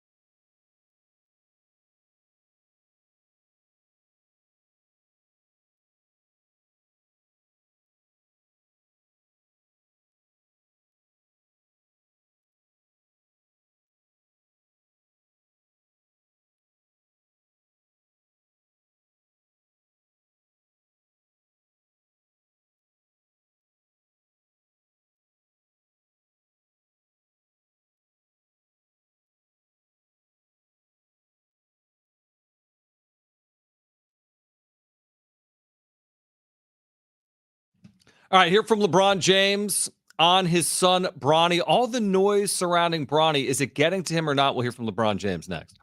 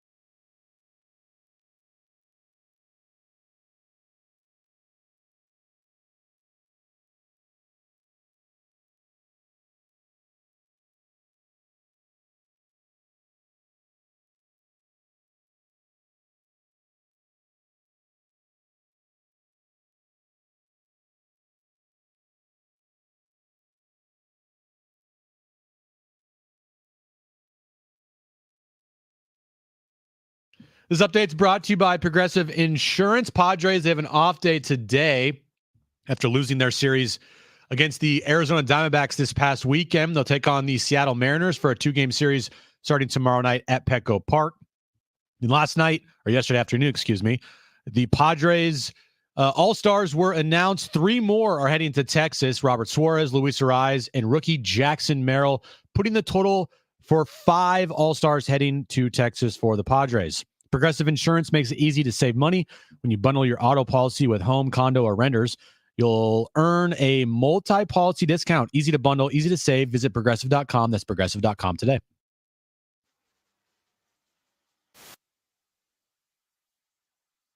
Sports 760 anytime, anywhere, whether you're stepping out of the car, settling in at home, just ask your Google or Alexa smart speaker to play AM 760 or stream it live through the iHeartRadio app. It's never been easier to stay connected with your favorite shows like this one. San Diego Sports 760 goes where you go. Your chance this hour to win 2 free tickets to see a day to remember. July 19th, Gallagher Square. Tickets and info at Ticketmaster.com. I have a question. Okay. When we go to Vegas and the Sun on Wednesday, We're not going to the Sun. basically, Right. are we staying in the same room? Probably should have What are asked you you this off talking air. about? Like, do we have our own rooms at Circa, or what's going on there? Stay tuned. Follow Jon and Jim on Instagram. What do you think? I'm going to guess Mm-hmm. that we have our own rooms. Ding. Yes. Correct. Yeah, we're not staying together. Now, one time we did stay together at Resorts World, I want to say last year for Mountain West By Basketball. the way, Media Day. Resorts World, that was a great hotel. Thank you for letting us know. You have your own room. John has the bedroom. You get the bathroom. Yeah, exactly. But I do love me some Circa. Circa is easily my favorite hotel in Las Vegas. Dude, if you love sports, how can you not love Circa? It's as simple as that. The sports book, the Stadium Swim. They do have fantastic food options. They do it right, man. It's so good in there. I want to say you won a few $100 on Wheel of Fortune or something when we were there a year ago Or maybe not. Maybe you lost. It was more like $50. Yeah, same thing. Yeah, we were there. It was Yeah. me, you, Kristen, and Aaron. Yeah, they've both bailed, by the way, this time around, right? Well, Aaron would love to go, but to swing a less than 24-hour trip Yeah. and to get time off when she's already used all her time PTO for our wedding and we're Right. going to Europe next month, it's kind of hard to do that. Isn't she sick? I mean, you could use a sick day. That'll go over well. Yeah, it's like, oh, taking pictures in Vegas. I'm at the pool. It's a stadium swim. Jim just told me off air. He asked Aaron how many hot dogs. Can you still just say you have COVID and you have no questions asked? Maybe. I don't know. Maybe. So Jim tells me off air that he asked Aaron how many hot dogs she could eat in the hot dog eating contest. Guess the number she said. She's so sweet and she's so innocent. 10 minutes. I don't even. Is it 10 minutes? It's 10 minutes. 10 minutes. Aaron, Jim's wife, 12, which would be crazy high, right? Crazy It's high. a lot of hot dogs. I said more for than one me, per minute. like 5, because I eat very slow. I thought 9 would be a big number to actually eat in 10 minutes. Like that's a lot of hot dogs. Right. Aaron tells you what? In 10 minutes, she could eat how many hot dogs? She's like 20 or 25. 20 or 20. There's no chance in hell. I know. She can eat 25 hot dogs. What did the female champion have, who, by the way, was on San Diego Sports 760 on Friday? 58. Not the female champion. Yeah. Oh, I thought there was the male champion. I didn't realize. Oh, female? I don't know. No, I think the male champion had like 60 something. Oh, wow. That's No one 58? even touched Joey Chestnut's number. Yeah, no. Right. But yeah, that's a lot of hot dogs. She then realized, oh yeah, that you're right. I honestly believe she'd eat 5. Probably, yeah. Maybe more than 5. The first couple is not the problem. It's I feel the like next couple. if you're not a competitive eater, which we all are not competitive eaters, then it's hard. then I think the max for a lot of people is around 5 to 10. Probably true. Like in one sitting for 10 minutes. What 10 about minute stretch. Ornberger? Rich Ornberger, 10 minutes. He's a 25. He's a 20 to 25 guy. See, here's the whole thing. Do we have to eat the wet buns? No, you can You eat it can eat however dry you want. bun, but you got to eat the bun. You can eat But you have to however eat you one. want. Yeah. However you want. Hot dog No, bun. that's part of it. So I'm with you. That's the hard part of it. Yeah, but they do it because I guess it's quote unquote easier. Well, it do looks that like way. it just goes right down. Glizzy down the throat. Excuse me? So LeBron James. Okay, so there's so much attention. I mean, Bronny's playing in Summer League, and everyone's like, he's washed. He went 2 for 9 and scored 4 points, and he didn't play in game 2 of the Summer League. What's going on with Bronny? Here's LeBron. I mean, it's like the California Classic July 4th games. Yeah. And he's getting 600,000 interactions on social media. Here's LeBron James on the noise surrounding his son. Between the lines, to some extent, basketball's going to take care of itself. Yeah, for for Bronny. sure. But outside of those lines, he's starting to have some of the same arrows slung at him that you had when you were a teenager. Mm-hmm. What's going to take for him to withstand that? I don't know if people really understand Bronny. He doesn't care. I actually cared a little bit when I came in. I wanted people to like me, and some of the things that people were saying about me kind of bothered me early on in my career. I let it get to me. Bronny doesn't give a He doesn't. Bronny plays, he works his tail off. When he's done, he goes home and plays his video game. He does not care about nobody. He doesn't even listen to that stuff. He's like the complete opposite of his dad. His dad will say something. Yeah. Bronny does not care. Like me personally, when I was coming up, I had no choice. I literally had no choice. I had to make it out. Like I had no choice. I had to make it out for me, my mom, my family. Bronny has all the choices in the world. So it's like a whole nother, people don't understand how hard that is in the commitment. For him to be coming out of heart surgery less than a year ago, for him to be able to be in the NBA, the kid he's special, but he doesn't care. It doesn't bother him. It's kind of interesting if he truly doesn't care. I truly don't think he cares. The reason I say it's impressive if he doesn't is because we don't know Bronny. We've had very limited interaction with him. So if that's honestly who he is, it's kind of a credit to him. I mean, when you grow up under the microscope of being the son of LeBron James, maybe some of that makes sense that you wouldn't necessarily care because everyone says everything about your dad for every day of your life. Every day you're a kid, everyone's got an opinion on your father for the last 15 years. And to be the son of LeBron James, that in itself, if you are attempting to be a NBA player, Yeah. that's the pressure that you have on you is, I mean, it's insane. Like Insane. LeBron had an insane amount of pressure coming out of high school because he was the chosen one, the big Sports Illustrated cover. Like, he was a guy that everyone expected to be the next guy, and he absolutely was the next guy, and he exceeded those expectations that people had on him when he first came out. But when you're LeBron James' son and you have the same name as him, and now you're in the NBA, and everything you do is going to be criticized, and you are in the time of social media, which LeBron James wasn't when he came out in 2003 or 20 years ago. You're right. 20 years ago. There wasn't Twitter. There wasn't Facebook had just started like .edu address. Right. Yeah. So it's just a completely different world. And when Bronny goes out there now, it's unfortunate to have every single thing he does be criticized. And it also is going to become mind-numbing because everything he does do that is good, like if he makes a jumper or makes a layup, that's all that's going to be on ESPN throughout all of their social media platforms. And that just doesn't help Bronny at all. It's going to make people dislike him even more than if they do it right now just because he's LeBron James' son. I think it's going to be very hard to get away from, to be honest. Yeah.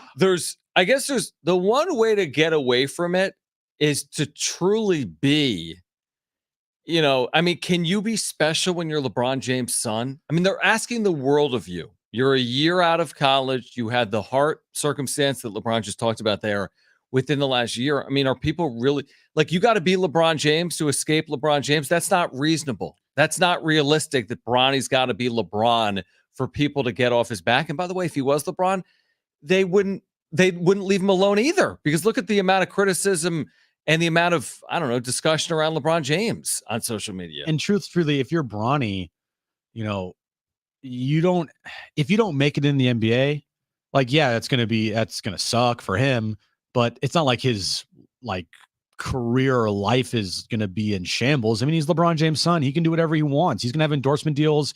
He can do social media stuff. He can do gaming stuff if he wants. Like, he can literally do whatever he wants. I get it from LeBron's aspect of he didn't have a choice. Only thing he could do at that time was play basketball. Now, if you want to go back, LeBron did get a $90 million Nike contract before he stepped foot on the court.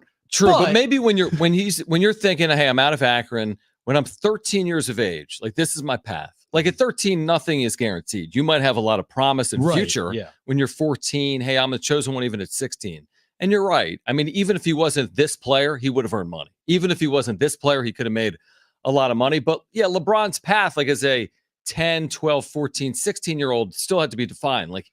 He was going to shape the future of generational wealth for his family, which now has already been shaped. Yeah. Bronny can do anything. He can do anything. And he's set for forever, not just him, but his kids as well. Presumably. Did you see what Skip Bayless said the other day? Never. About Bronny? I never have. No, again, I don't follow Skip. I think Skip is the worst of what we do.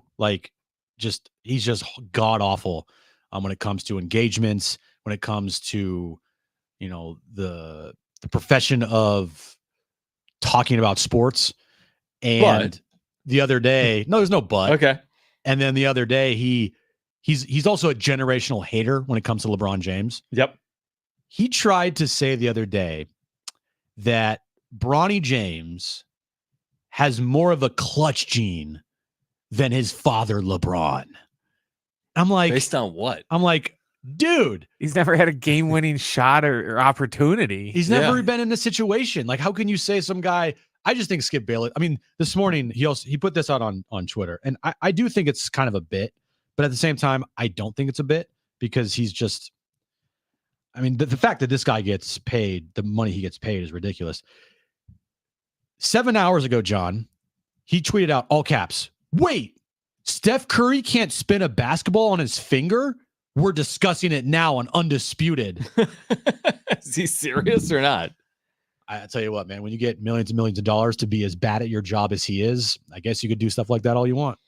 On the other side, we've got a giveaway for you. Your chance to win 2 free tickets to see A Day to Remember, July 19th, Gallagher Square at Petco Park. Tickets and info at Ticketmaster.com. Plus, let's take a trip down memory lane with Miles Bird of the Aztecs on San Diego State's run to a national championship game through the top overall seed in 2023 Alabama. You'll hear from Miles Bird on the other side. Plus, we're giving away those tickets to A Day to Remember coming up next on Jon and Jim.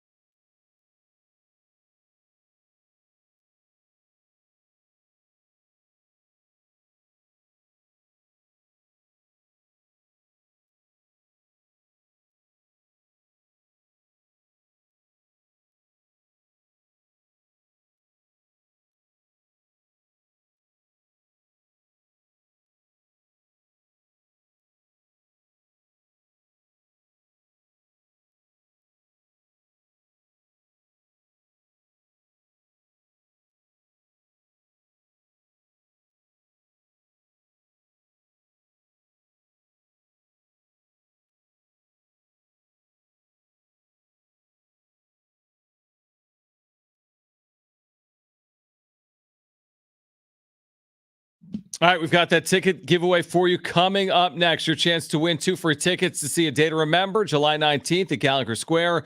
Tickets and info at Ticketmaster.com. Plus, we'll hear from San Diego State's Miles Bird on that 2023 tournament run next.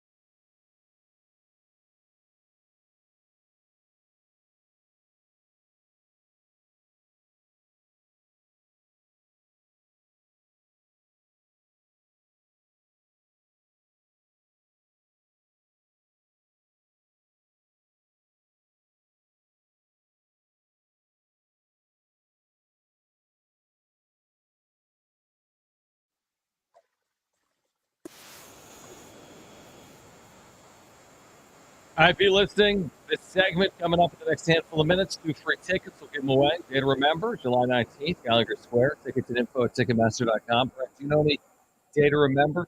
Rock band? Shaking his head yes, but he doesn't know the specific songs.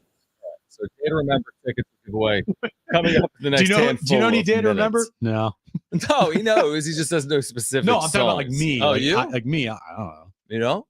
No. Okay, well, more chances for someone else to win. There you go. Brian Dutcher will join us tomorrow at 3:30. Do you remember 2 years ago, San Diego State men's basketball made it to the national championship game? Is that something you remember? That was 2 years ago? 2 seasons, I would say. I vaguely remember it. What exactly Well, happened? they did. Okay. They won 5 games. Nice, they nice. played you. They beat FAU, Lamont Butler. But on their way to the Final Four for the first time in school history was the top overall seed in the tournament, right? Alabama. Correct. And you know how we talk about with the Padres, like how they're using slights to their advantage? Yes. And we think it's real. Like, again, you say that sometimes, like, well, does it even matter? Isn't talent what wins out? I'm telling you, slights matter. Example number 1 million, Padres 2024. How about Aztecs 2023? Listen to Miles Bird, who was a freshman on that team, talk about the mentality of the team heading into that Sweet 16 matchup against the University of Alabama. Nobody thought we were beating Alabama. We knew we were beating Alabama.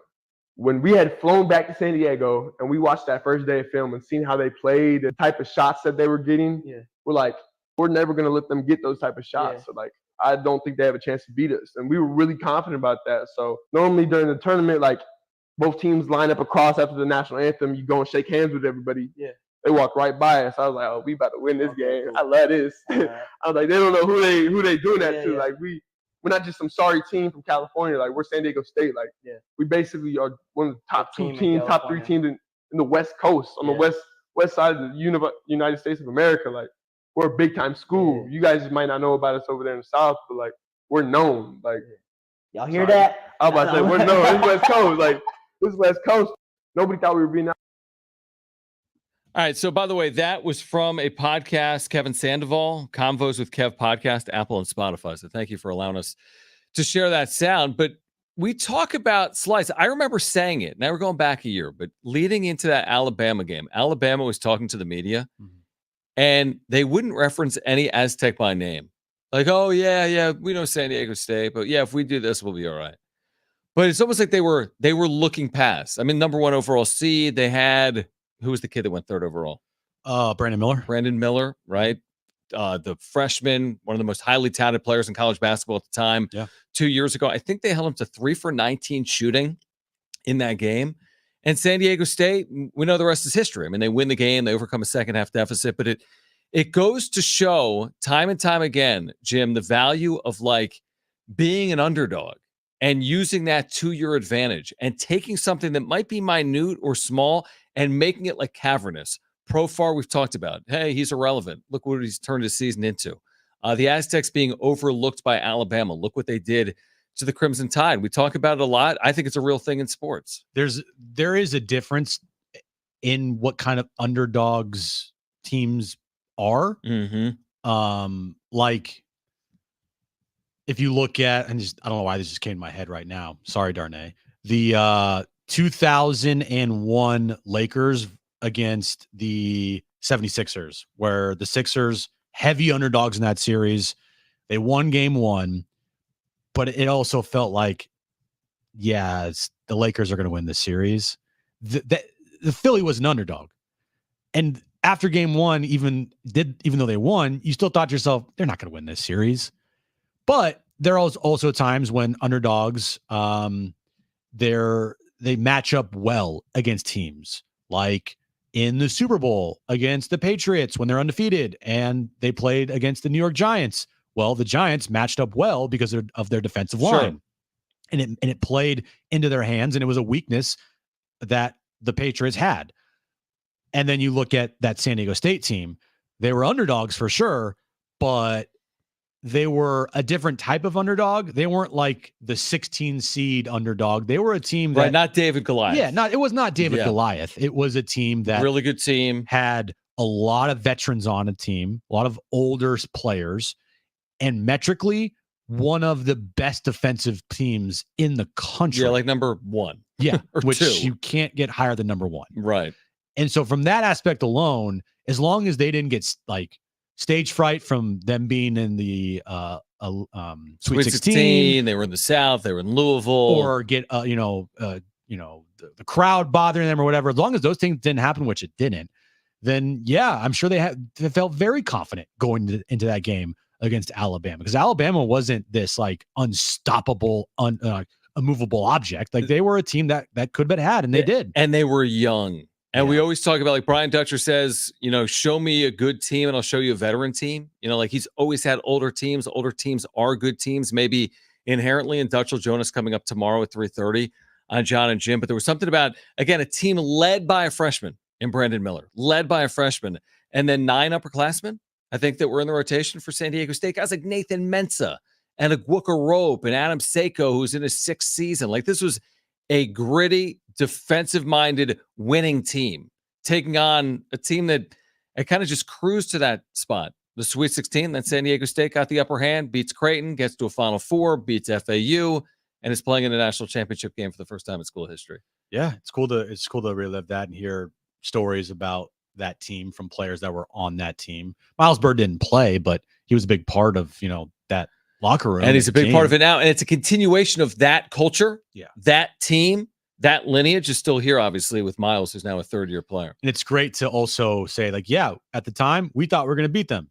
and then they beat them, because then it all means something more when you say you're going to do something and you actually go out and do it. Like what's happening with Manny Machado. He said something, and the cool part is he actually is going out and doing it. All right, back to the Padres on the other side to kick off hour 3 of Jon and Jim. But right now, caller 7, you've got 2 free tickets to see A Day to Remember, July 19th at Gallagher Square, Petco Park. Tickets and info at Ticketmaster.com. The number to call is 877-767-4760. Again, 877-767-4760. If you want 2 free tickets to see A Day to Remember, July 19th, Gallagher Square at Petco Park. Hour 3, we'll get back to the Padres a week away from the All-Star break. We'll get you ready for that Mariners series that kicks off tomorrow. Hour 3 of Jon and Jim. That's next.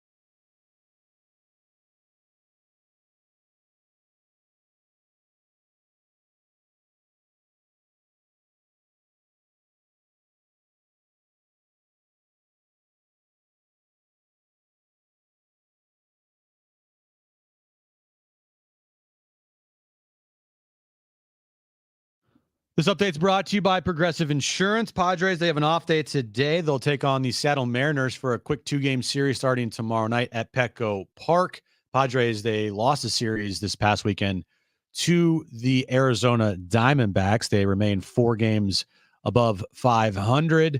Padres are sending 5 All-Stars, 5 players to the All-Star game in Texas next week. We know about Jerkson Profar and Fernando Tatis Jr., but Robert Suarez, Luis Ariz, and Jackson Merrill are headed to the All-Star game next week in Texas. Progressive Insurance makes it easy to save money. When you bundle your auto policy with home, condo, or renters, you'll earn a multi-policy discount. Easy to bundle, easy to save. Visit progressive.com. That's progressive.com. Jon and Jim. It was a rough weekend out at Petco versus the Diamondbacks. Not going to hold him off. Fly ball right field. Corbin Carroll moves back and makes the catch. That's the ball game. Today's a rest day to get ready for 2 versus the Mariners. Plus, Ronnie James hit the court for the first time, and we're just days away from the Mountain West Media Days. What Sean Lewis got in store with Aztecs Fast. Now, it's time for Jon and Jim. All right, San Diego and Southern California, what's going on? This is the final hour of Jon and Jim for a Monday. We have a big week planned for you on the show. Brian Dutcher tomorrow at 3:30 will join us. We have Sean Lewis on the show this week from Las Vegas, San Diego State's new football coach. We have San Diego State student athletes joining us Wednesday. We're in Vegas Wednesday and Thursday at Circa. I thought about this, Jim. I don't think it's going to happen. You're going to look at me like I have 4 heads when I say what I'm about to say. So Circa's got the Circa Survivor and Circa Millions. Correct. Right? For the football season coming up. Yeah. We can win like tens of millions of dollars, like literally tens of millions of dollars. Yeah. It's $1,000 per entry. Yeah, exactly. No. What if we get a handful of people in on it? 5 people in on it's 200 a pop. 10 people in on it's 100 a pop. We win 10 mil. Boom. Everyone gets $1 million. Everything's good. $1 million. What would you do with $1 million? You would have $1 million. Is what you would have. I'd have $1 million. Yeah, you'd be very happy, right? I'd be. If I could turn $100 into $1 million, would you be a fan of that? Let me just say that you don't have the. Me and Aaron would be thrilled, very happy. Yeah, exactly. With that whole situation. So that's my plan, to turn $100 into $1 million at Circa in Las Vegas. Okay. We got me and you. I don't know if you're in on the $100, but if we had 10 people, we go in on a Circa Survivor. Boom. We take like Niners in week 1. They lose to the Jags at home or whoever they play, and then we're out.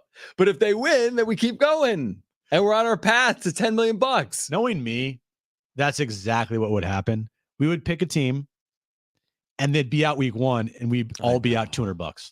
That's the problem with it. But also, my anxiety would go through the roof, because what if we got to week like 11 and we're still in it? It'll be unbelievable. And you're down to like there's like 30 people left, and $10 million is on the line. And if we got to say week 17, dude.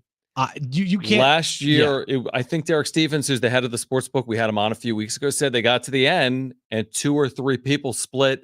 I don't know what it was, 12, 14 mil. Like, don't get me wrong. Sign me up for $10 million right now. You just don't want to spend $1,000 to. I just think that my mental health and my well-being would become a major problem, because I would be a wreck every single week. Oh, it'd be crazy. And Sundays, they're already not like super enjoyable. Yeah, because if the Niners lose, it ruins your week. I live and die with everything the 49ers do. Right. And then you add in like potential to win big time money. I mean, I'm already a wreck when it comes to underdog fantasy. You know, if I pick 3 players and 2 of them get right, and one of them needs like a single and they don't get it, and I'm like $100 is on the line, I freak out. I know you do. So imagine if there was $10 million. That's what I'm saying. And we didn't win it. I would be now if we did win it. Oh, peace out. Bye. Well, here's what I would just say for San Diegans. Here's what I would say. But you're like, well, hold on. If the contest is in Vegas and it's simple survivor pool, you only have to go to Vegas to enter. Yeah, and then every week you just do it from San Diego. It's not like you go to Vegas every week. Right. I mean, you can. Sounds amazing. You can do it. You just on enter. your phone, yeah, right? You do it from San Diego. You only go to Vegas one time. You go there at some point this summer or before the start of the season, you're in the survivor pool or you're in the millions. So I'm thinking about it is my point. I'm thinking about an entry. That's $1,000, but again, you get 5 or 10 people in. Well, you can win crazy money. You already told me that I owe you $100 for this Team USA scrimmage or exhibition versus Team Canada. Okay, perfect. So you're going to put in $100 for me to win Circa Survivor? You texted me and you said, haha, you bought a ticket. Yeah, you owe me $100. Sorry, not well, sorry. I mean, again, so we're going to be in Vegas as we're talking about at Circa. We're going to Mountain West Media Days Wednesday and Thursday. And then, Jim, to your credit, like, yo, I saw Team USA is playing Wednesday night T-Mobile. I never would have seen that because I looked at Summer League and it starts the next day. I think I'm like, oh, we missed Summer League by a day. I feel like we may have Stumbled into eventually realized it because of how Maybe. much content's being put out there from Team USA. They're basketball. doing a good job. But once you said that, you're like, dude, Team USA, like, we kind of got to see that, right? And then we looked at tickets; they were expensive. I mean, all in, it was like 175 ish for a seat in like the upper bowl, like last row, and almost we're both $200. like, and I looked at you Friday afternoon, and I'm like, seriously, what would you do it for? Like, if we could just go $100 all in, let's just do it. I'm like, I'm with you. 175 is a lot of money. I'll do it for $100. And then I looked this weekend, and I saw standing room all in. Literally, it was $101 or $102, $100. Yeah. So I'm like, I'm just going to pull the trigger because there were two sets of standing room. The one I got and one other set. That was it. There weren't like dozens of tickets. So I bought them because I didn't know if they'd be there an hour later. And it was $100. But how often do you get to see Team USA before they go into the Olympics? I think it's cool. Well, how often do you get to see Team USA? This version of Team USA? You'll never get to see. This is the last version of this particular Team USA that we will ever see. This might be, I know there's been discussion about it today. Mm-hmm. This might be the greatest Team USA as far as talent goes ever that there assembled ever has been. Now, we talked about it before the show. I still think 92 Dream Team is the best. I mean, just literally Hall of Famer after Hall of Famer after Hall of Famer. Now there is Hall of Famer after Hall of Famer on this team as well, but the competition and the landscape of international basketball has changed. It's not going to be the cakewalk that it was in 92. This team, I wouldn't say 100% is destined to win the gold. They're going to have to work their ass off to get there. Mm-hmm. They're going to have to play at a pretty high clip. They can't just roll the ball in the court, step out there, and expect to blow guys out by 20, 30 points every night. They're going to have to really commit, and even if they do, it's still not going to be a cakewalk. So from that standpoint, going and watching Team USA with Steph and LeBron and KD and Kawhi and Joel Embiid, Anthony Davis, Anthony Edwards, Jason Tatum, like that to me is a once in a lifetime opportunity. And especially if we're going to be in Vegas, like, hell yeah, I'm in. Right. So this is funny because the reason I say it's funny, we're like, oh my gosh, generational team. I mean, it's Team USA with Hall of Famers everywhere. And all they do is win golds. Might they lose to Canada? That's what I'm saying. And then all of a sudden after the first quarter, is it quarters? It's 4 10-minute quarters or 2 20 halves? 4 10-minute quarters. Okay. So, and then after one, they're down like 29-19. I'm like, here we go. Like, the season's over. It's going to be interesting because they're going to have all the dimensions of an international court, I'm assuming.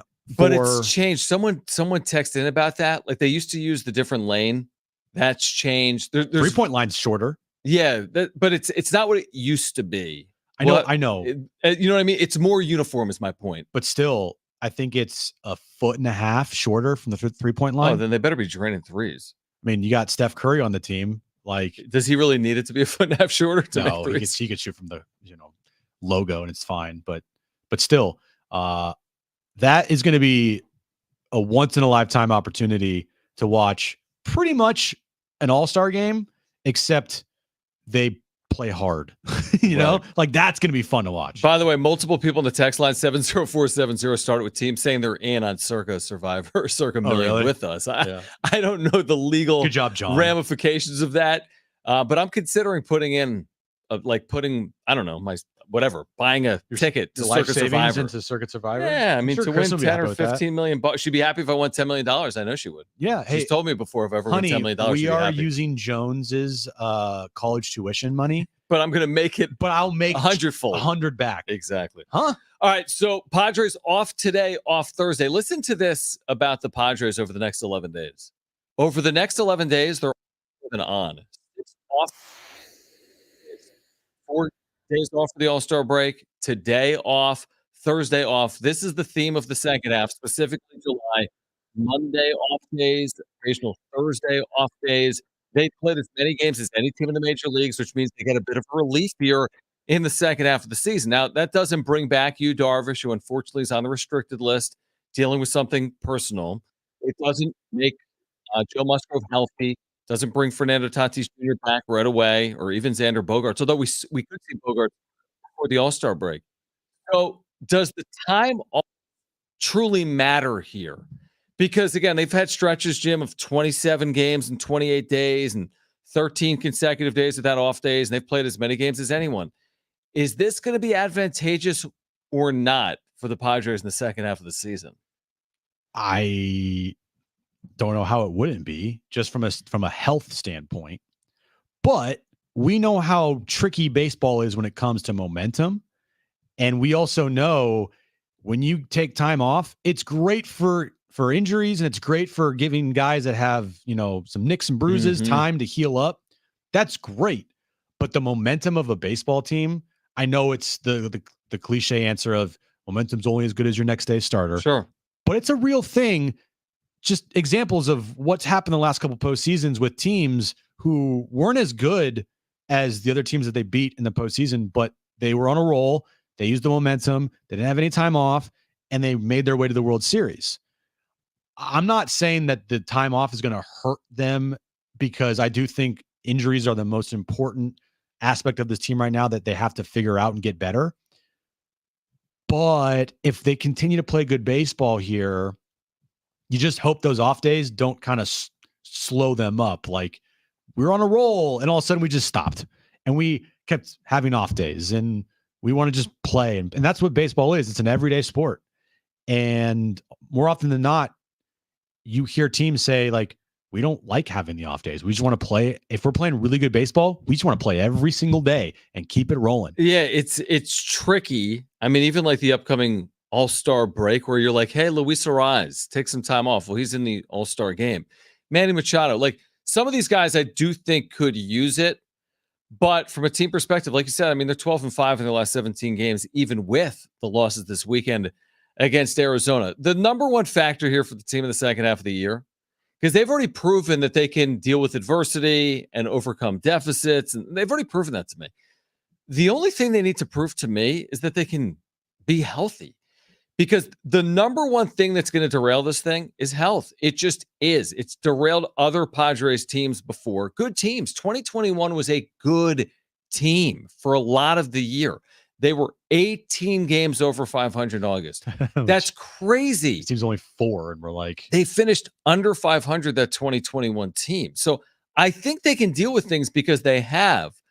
But AJ Preller, when I'm thinking about the deadline, has to position this team where they can still overcome injuries. Like, I got to assume, if I'm Preller, I got to assume Darvish out. I got to assume Musgrove out. I got to assume the worst on Tatis. I got to be hyper aggressive. My job's on the line. If I'm AJ Preller, they have to make the postseason. Jackson Merrill winning Rookie of the Year doesn't save jobs, I don't think. You don't go 80 and 82 and say, but Jackson Merrill hit 300. That's wonderful for Jackson Merrill. That's not keeping AJ Preller around. I got to think, what protects me and my team in the second half of the year from injury? Because they have not done well with that. Last year, Musgrove goes out right after August 1st. They're derailed again. 2021, injuries after August 1st, they're derailed. They got to do everything in their power to protect against that. And they have enough right now, but you have one more major injury, then it starts to become a problem. Like we were talking about the other night on the wrap-up show. Right field is becoming a hole. It's becoming a major, major hole for this team. Bryce Johnson, he's not a major leaguer. David Peralta, I mean, I'm sorry, but besides that one home run he had in Texas, he's been useless out there. They have a problem in right field. They do. And then pitching wise, that could become a situation where guys get taxed because they're out there doing things that they haven't done before in the big leagues. You're saying like innings, like these guys, Michael King, Matt Walsh, and they've never thrown as many innings as they're going to be asked to throw this year. I have actually some faith in Michael King that he can push through it. But still, once he gets to like the 150 inning mark, dude, all bets are off. Who knows how he's going to react and perform then? Sure. Maybe he overcomes it, and maybe he goes 170 innings like he said he wanted to at the beginning of the year, and he ends up with like a 3.3 ERA and goes 12-7. I don't know. Like maybe that happens, or maybe it doesn't. Same thing with Matt Waldron. Maybe he does go 150 innings. Maybe he doesn't. I don't know. But those are also questions that are valid with these guys, and we wouldn't be having the same questions if Joe Musgrove was healthy, or if Yu Darvish was healthy. We wouldn't be saying, "Oh man, these innings limit," or not innings limit, but like these guys never pitched 150 plus innings before in their career because they have. Yeah, I mean, there's no bigger factor. Like we always, Manny goes, the team goes. Say whatever you want about any indicator in the sport than starting pitching. Like it, I don't care how good your closer is. You got to get them the ball with a lead. I don't care how good your lineup is. You can't ask them to score 6, 7, 8 runs a night. It's all predicated on starting pitching. You hate to simplify it like that because it's, of course, you need more than that. But how many examples do you need in recent Padres history where it's been predicated on starting pitching? And to their credit, they've overcome a lot, Jim. What Matt Waldron has done is impressive. What Michael King has done is impressive. What Dylan Cease has done is stay healthy, which is important. He needs to pitch better. And then Randy Vasquez, he's thrown it well. Adam Major, you're asking a lot out of him. You can't have him pitching in the second half of the year after. What you hear, if you ask them to continue to do that amount of work, you're asking for trouble. AJ Preller knows it. I know he knows it. He's lived through this. What do they say about history? It's bound to repeat itself if you allow it to, essentially, if you don't learn from it. Yeah. They have recent history right in front of them. 2023, 2022, Clevenger Mania, 2021 second half. Got to learn from it. I'm adding multiple starting pitchers if I can. Not aces, but I'm adding multiple starting pitchers if I can, if I'm AJ Preller. Because we know Xander Bogaerts is going to return. We hope Fernando Tatis returns, but we don't know if Yu Darvish is going to return now. We don't know what Joe Musgrove is going to look like when he attempts to return in middle to late August. So you're right. Multiple starting pitchers at the deadline. That's where I'm going, man. To be safe, because it's all about pitching.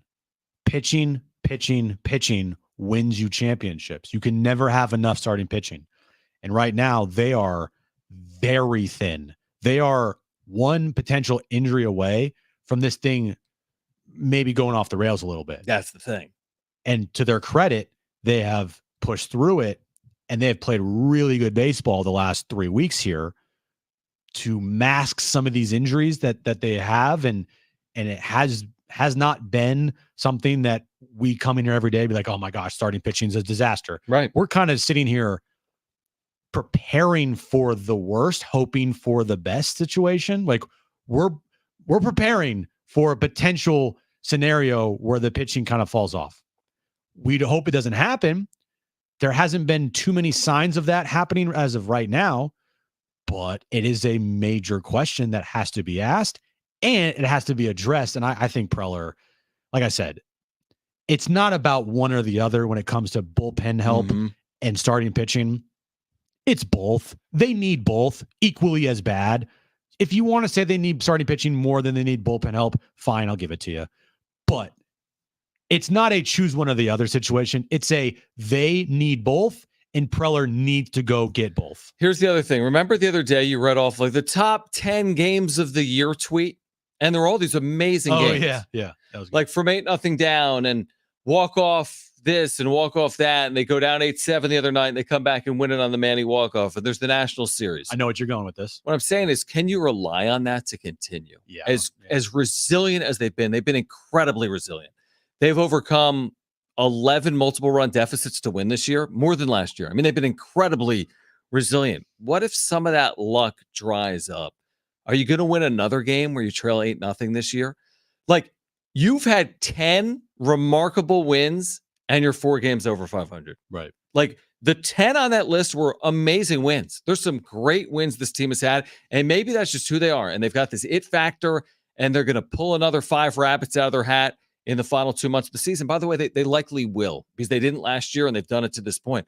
But if they don't pull those rabbits out and 1-8-0 deficit doesn't turn into a 9-8 win, but just remains a loss, like they've done a lot of amazing work to get here.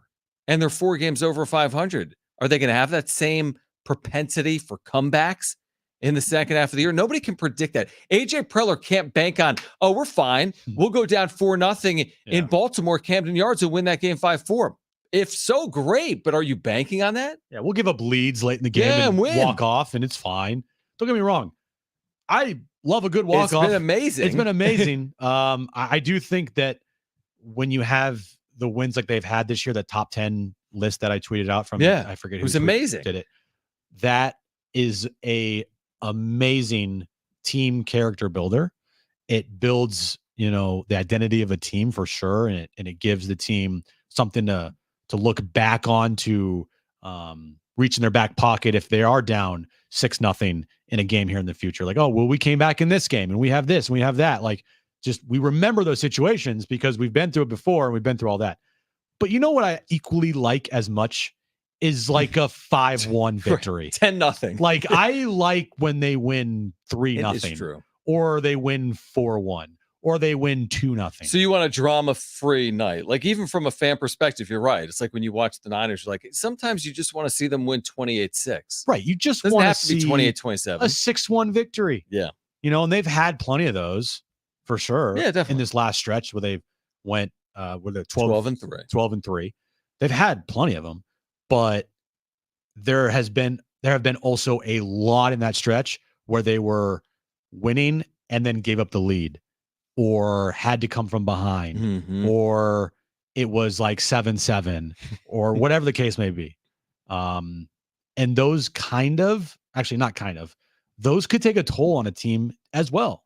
Like, it could help a team, but it could also take a toll on a team, because having to rely on that every single night, like you said, that's tough, man. It's a tough ass. You can do that for a couple weeks. You can do that for a month, but for a full season where they have 3 months remaining, that's a lot to ask. I agree with you. All right, on the other side, let's get some basketball advice from Kawhi Leonard, who's on Team USA. I like it. On this team that we're going to see Wednesday night in Las Vegas, getting ready for Paris. We have Jim's back page still ahead. Stay with us on Jon and Jim.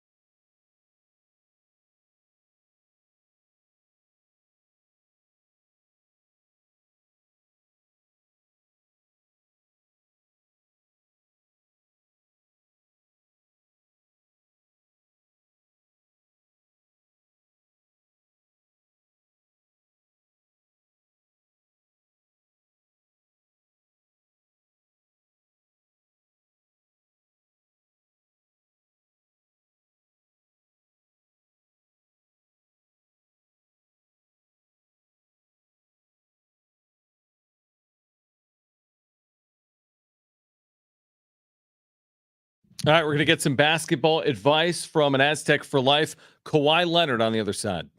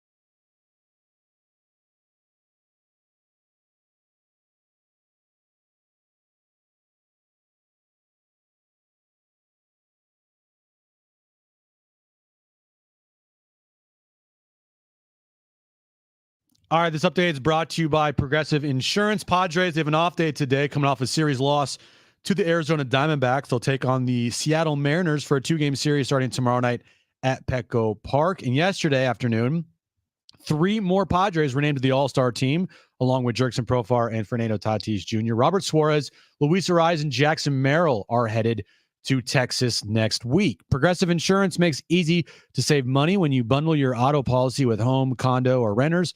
You'll earn a multi-policy discount. Easy to bundle, easy to save. Visit progressive.com. That's progressive.com.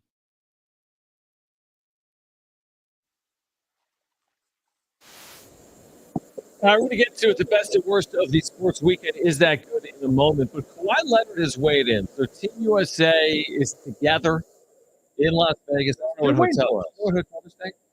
Maybe Bellagio. It looks very nice. Probably staying at a really nice. It looks very nice. And they're like checking in, and they're like getting their uniforms, and they're like hugging. I'm sure LeBron's not in a room with 2 queen-size beds. Unlikely. You don't think it's LeBron and KD like bunked together? Probably not. They have their own rooms. I think they have their own suites. All right, so they're all together, and they're doing the things you do before you go on the road together. They're like signing basketballs and getting fitted for their uniforms, and practicing at UNLV. Like they're doing all these things. They're scrimmaging. Cool, yeah. So they're doing all the social media content. So Kawhi was one of the players that was signing basketballs, like getting ready for like a team meeting. And he was asked about basketball advice. He had this quick hitting response. Do we don't have this, do we? You told me not to get it. It was 3 seconds. Oh, I meant just click on it. But okay, we're going to click on it. He has it. Okay. It is literally 3 seconds, and it's very Kawhi Leonard. KD the other day said that he was asked who's the funniest player on Team USA. He said Kawhi. Oh, really? He said Kawhi Leonard is the funniest player on the team, and that's crazy to think because Kawhi is just Kawhi. No, listen to him here.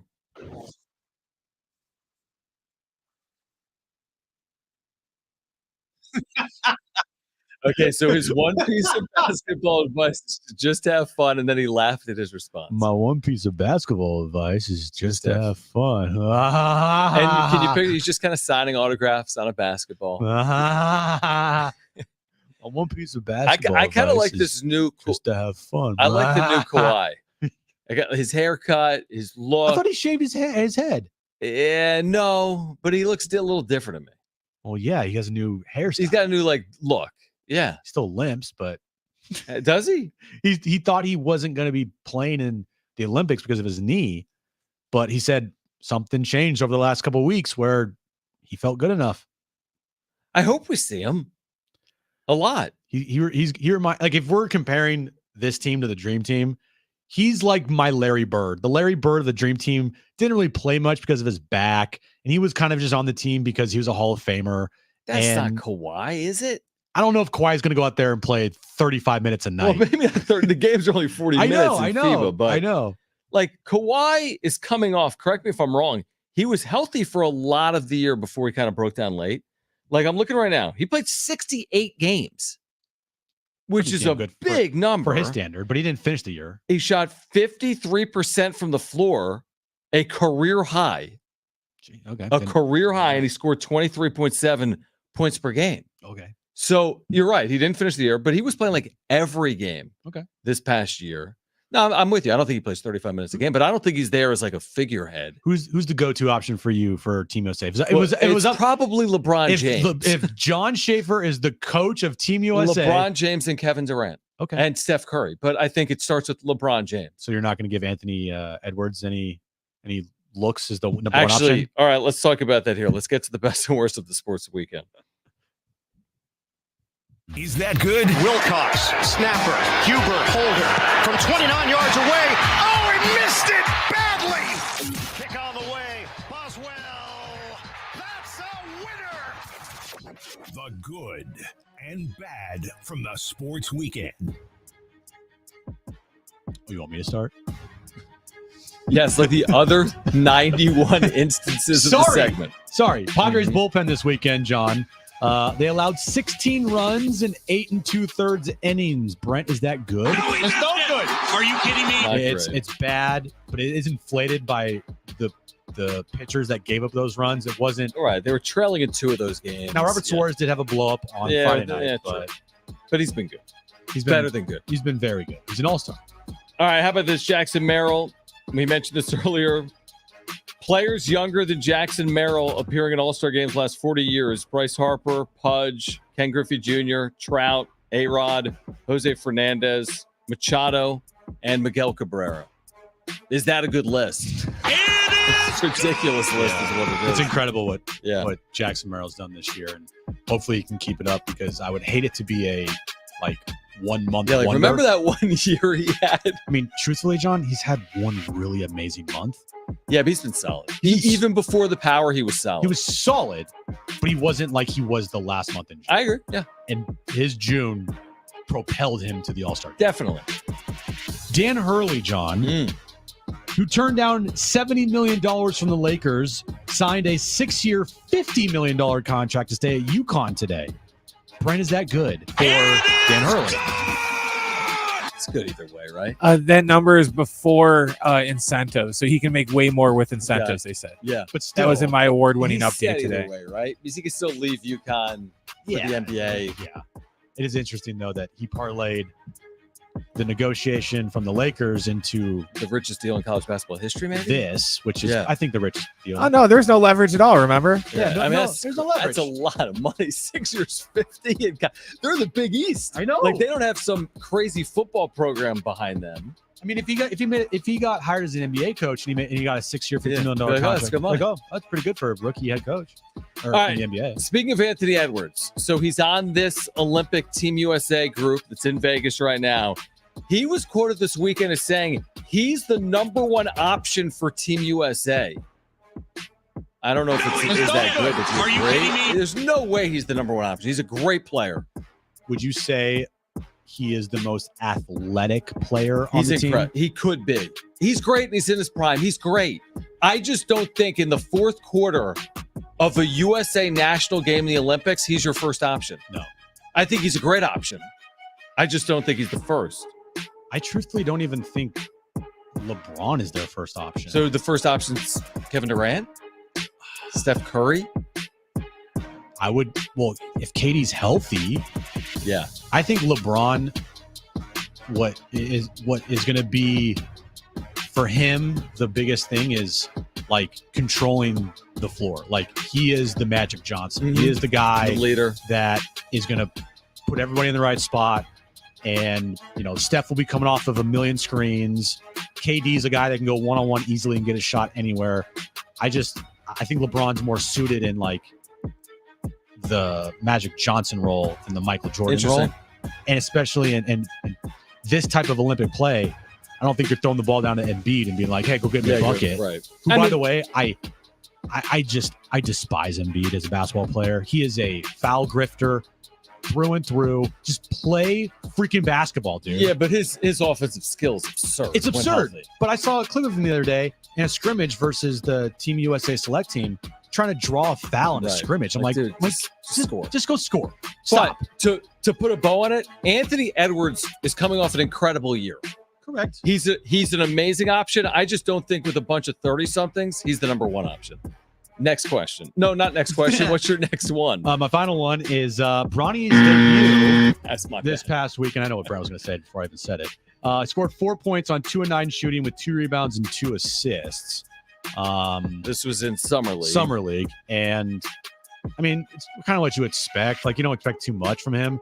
The one thing that I do think is going to get old very quickly and make a lot of people dislike Bronny, and this isn't Bronny's fault, is the amount of coverage that ESPN and SportsCenter and Bleacher Report is getting for Bronny. I saw a graphic the other day that was made for Bronny, and it looked like he scored 21 points because they made it. He played 21 and then said minutes. He had 4 points, Yeah. 2 rebounds, Right. 2 assists To make it look like he had this crazy game. Yeah, and again, it's nothing against Bronny. Truthfully, I got nothing against him. It's everybody around him and the media coverage that's going to be with Bronny here. Oh, it's only that's gonna getting be- worse. That's going to become very annoying. All right, so we said that wasn't good. My final one, Manny Machado's last 17 games, referenced this in hour one. He's got a 1,014 OPS. The Padres are 12-5, 6 homers, 17 ribbies in his last 17 games for Machado. Is that good? It's pretty good. It's pretty good for Manny. Manny's been good. Manny's been good. We'll see if he stays hot. Well, I'm just a clown, according to I Eric know. You Hosmer. said he needs to be better, and now he has been better, and that's your fault now that he's been better. 2 months ago. It doesn't make any sense. He said he had to be better. I know. But but I didn't see Hosmer calling out Machado for why would you say that? You know what's crazy is this tweet, by the way, John. Let me just look this up real quick here. How many interactions it has? Yeah. You probably can't go anywhere in San Diego anymore, right? Because you just get mobbed. Yeah, I'm like, you're the guy that Eric Hosmer says is an idiot. You go to In-N-Out, they're like, oh my gosh, is that Jim? Oh, look, he retweeted Ben Fadden the other day. Nice. You're in a elite company. I know. This has 184,000 impressions. Your video of Manny Be Better? Yeah. From May? From May. 184,000. Hey, look, Mom, I made it. Not really. All right. On the other side, we've got Jim's back page. It's coming up next.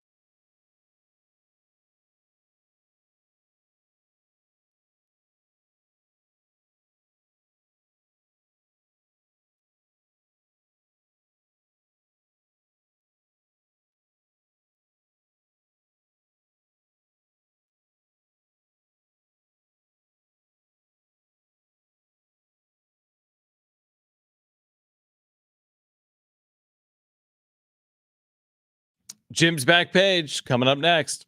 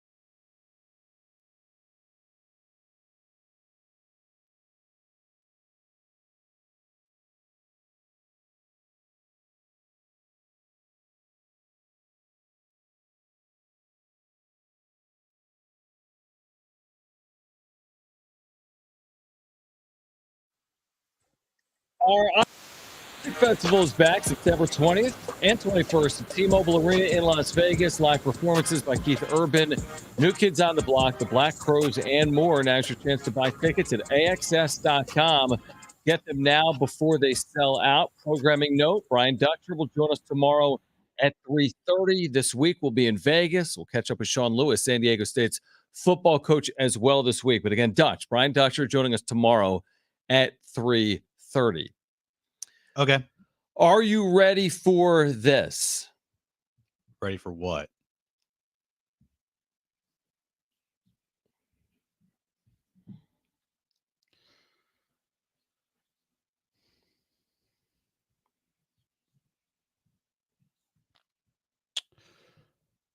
The home run derby participants, John. I haven't seen the list.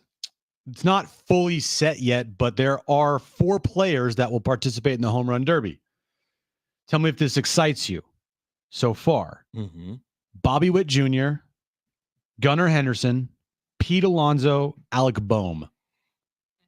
That's a decent list. Yeah, I have no issue with it. I mean, Witt has been amazing. Mm-hmm.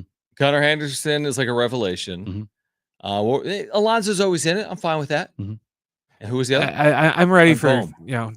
let somebody else in, Pete. Maybe. You're in it like every single year. Just let somebody else. He said that have he would spot. only do it if he was named an All-Star, and he was named an All-Star. Right, so he's in it. He's in it. I don't hate that list. Do you? I don't hate it. Who's your? Give me Toddy. Yeah, if he's healthy. But of the healthy players in the Ohtani. league, do you have Ohtani. like players that you'd want there, like Ohtani and who else? Yeah. I mean, Ohtani would be Judge. Ohtani, Judge are 2 great names. I mean, Machado, if he was an All-Star. I'd like Tatis at some point. I'd love to see in the home run derby. It's not happening now. Here's who I want. Here's my list. Yeah. That I'd want. Okay. I'll take Pete Alonso because he actually like gives a crap about it Mhm. and puts like effort into it and like Okay. cares. So I'll take Pete Alonso. Sure. This is my dream home run derby list: Pete Alonso, Aaron Judge, Shohei Ohtani, Bryce Harper, Kyle Schwarber.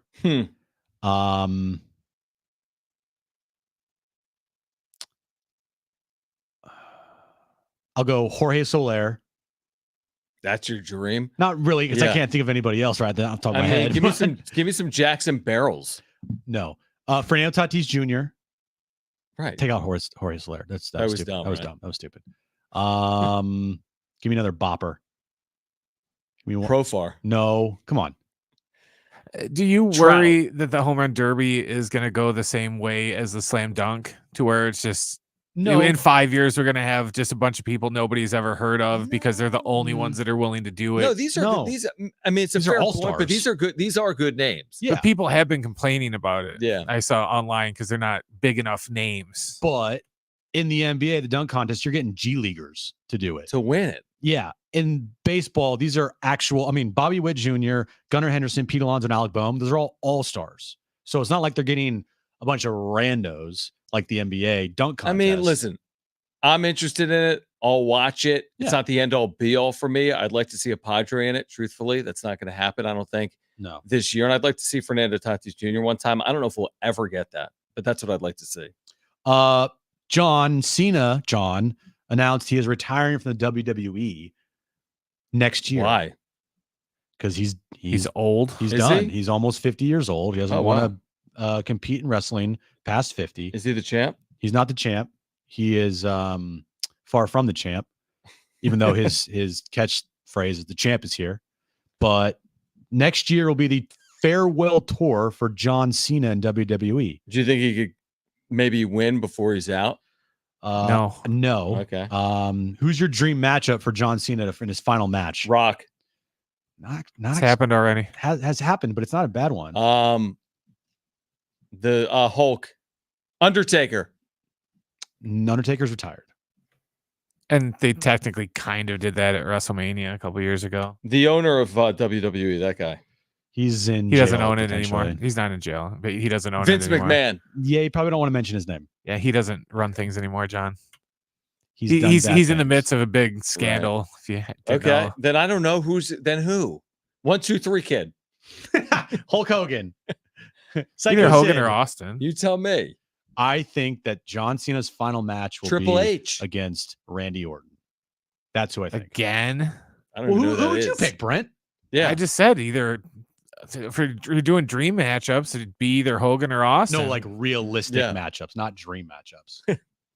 Like I a think- realistic last match. You could still go with Austin. He did the Kevin Owens thing That was his last 2 years match, though. ago. He's retired. He's not doing it. Until the next time they Right. throw money in their face. Well, It's give me wrestling. another name. It's the CM Punk, Randy Orton, Cody Rhodes. Just not Randy Orton, because people complain because he only fought or wrestled Randy Orton for like 3 years. So now every time they would like wrestle, people were like, God, again? Make it a steel cage match. They did I that just already. wanted to say that. McDonald's is bringing back, quote, everyone's favorite sandwich nationwide. 2 years after its debut, McDonald's says the smoky BLT quarter pounder with cheese and the smoky BLT quarter pounder with cheese. Or wait, hold on. Did I? Oh, wait. The smoky BLT quarter pounder with cheese and the smoky BLT double quarter pounder with cheese will be returning. I read that wrong. The sandwiches will be available for a limited time while supplies last, including a quarter-pound beef patty, American cheese, applewood smoked bacon, tomato, shredded lettuce, and a smoky special BLT sauce on a toasted sesame seed bun.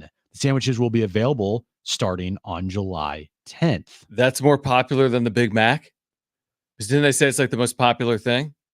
What, the quarter pounder? Yeah, you just said like they're bringing back the most popular item ever. No, they're bringing back everyone's favorite sandwich everyone's quote. favorite, Like the gotcha, quote, yeah, like it's just a saying. Okay. Not like their most popular sandwich. Are you excited? Sure. Quarter pounders actually are the only burger at McDonald's that they actually put on the flat top and cook it in real time. What do they do with the other ones? They're all like microwaved. Oh. They're all cooked beforehand. They're put in like a heating yeah. box or whatever. Gotcha. But a quarter pounder, when you order a quarter pounder, they actually have the patty that's uncooked and they cook it on the flat top in real time. So it's not microwaved or heated or whatever. It sounds like Michelin. Quarter pounder is like a Michelin star worthy item. I mean, if you technically wanted to eat healthy at McDonald's, all you'd have to do is order a quarter pounder. Just the meat and don't put any salt on it. And that actually is like pretty healthy. The All more things you know. considered. All right, I'm going to take my help to the gym. Just go get a quarter pounder. I'm going over there. Just a patty, Is it no vegan? salt. No, John, It's because that's not actually a vegan. need. Take your diet advice from the guy that Yeah. had kidney stones 4 months ago. I like it, and I like that. Okay. Well, I don't know what to say other than Brian Dutcher will join us tomorrow at 3:30. And if you missed anything today, you can go to sportssd.com or the iHeartRadio app or iTunes or TuneIn Radio or Spotify. If you're listening to the podcast with Jon and Jim, please leave a review. You can find us on social media at Jon and Jim, JONANDJIM. Back tomorrow at 3:30 for Brian and Jim on John. Keep it here at Sports 760. Bye.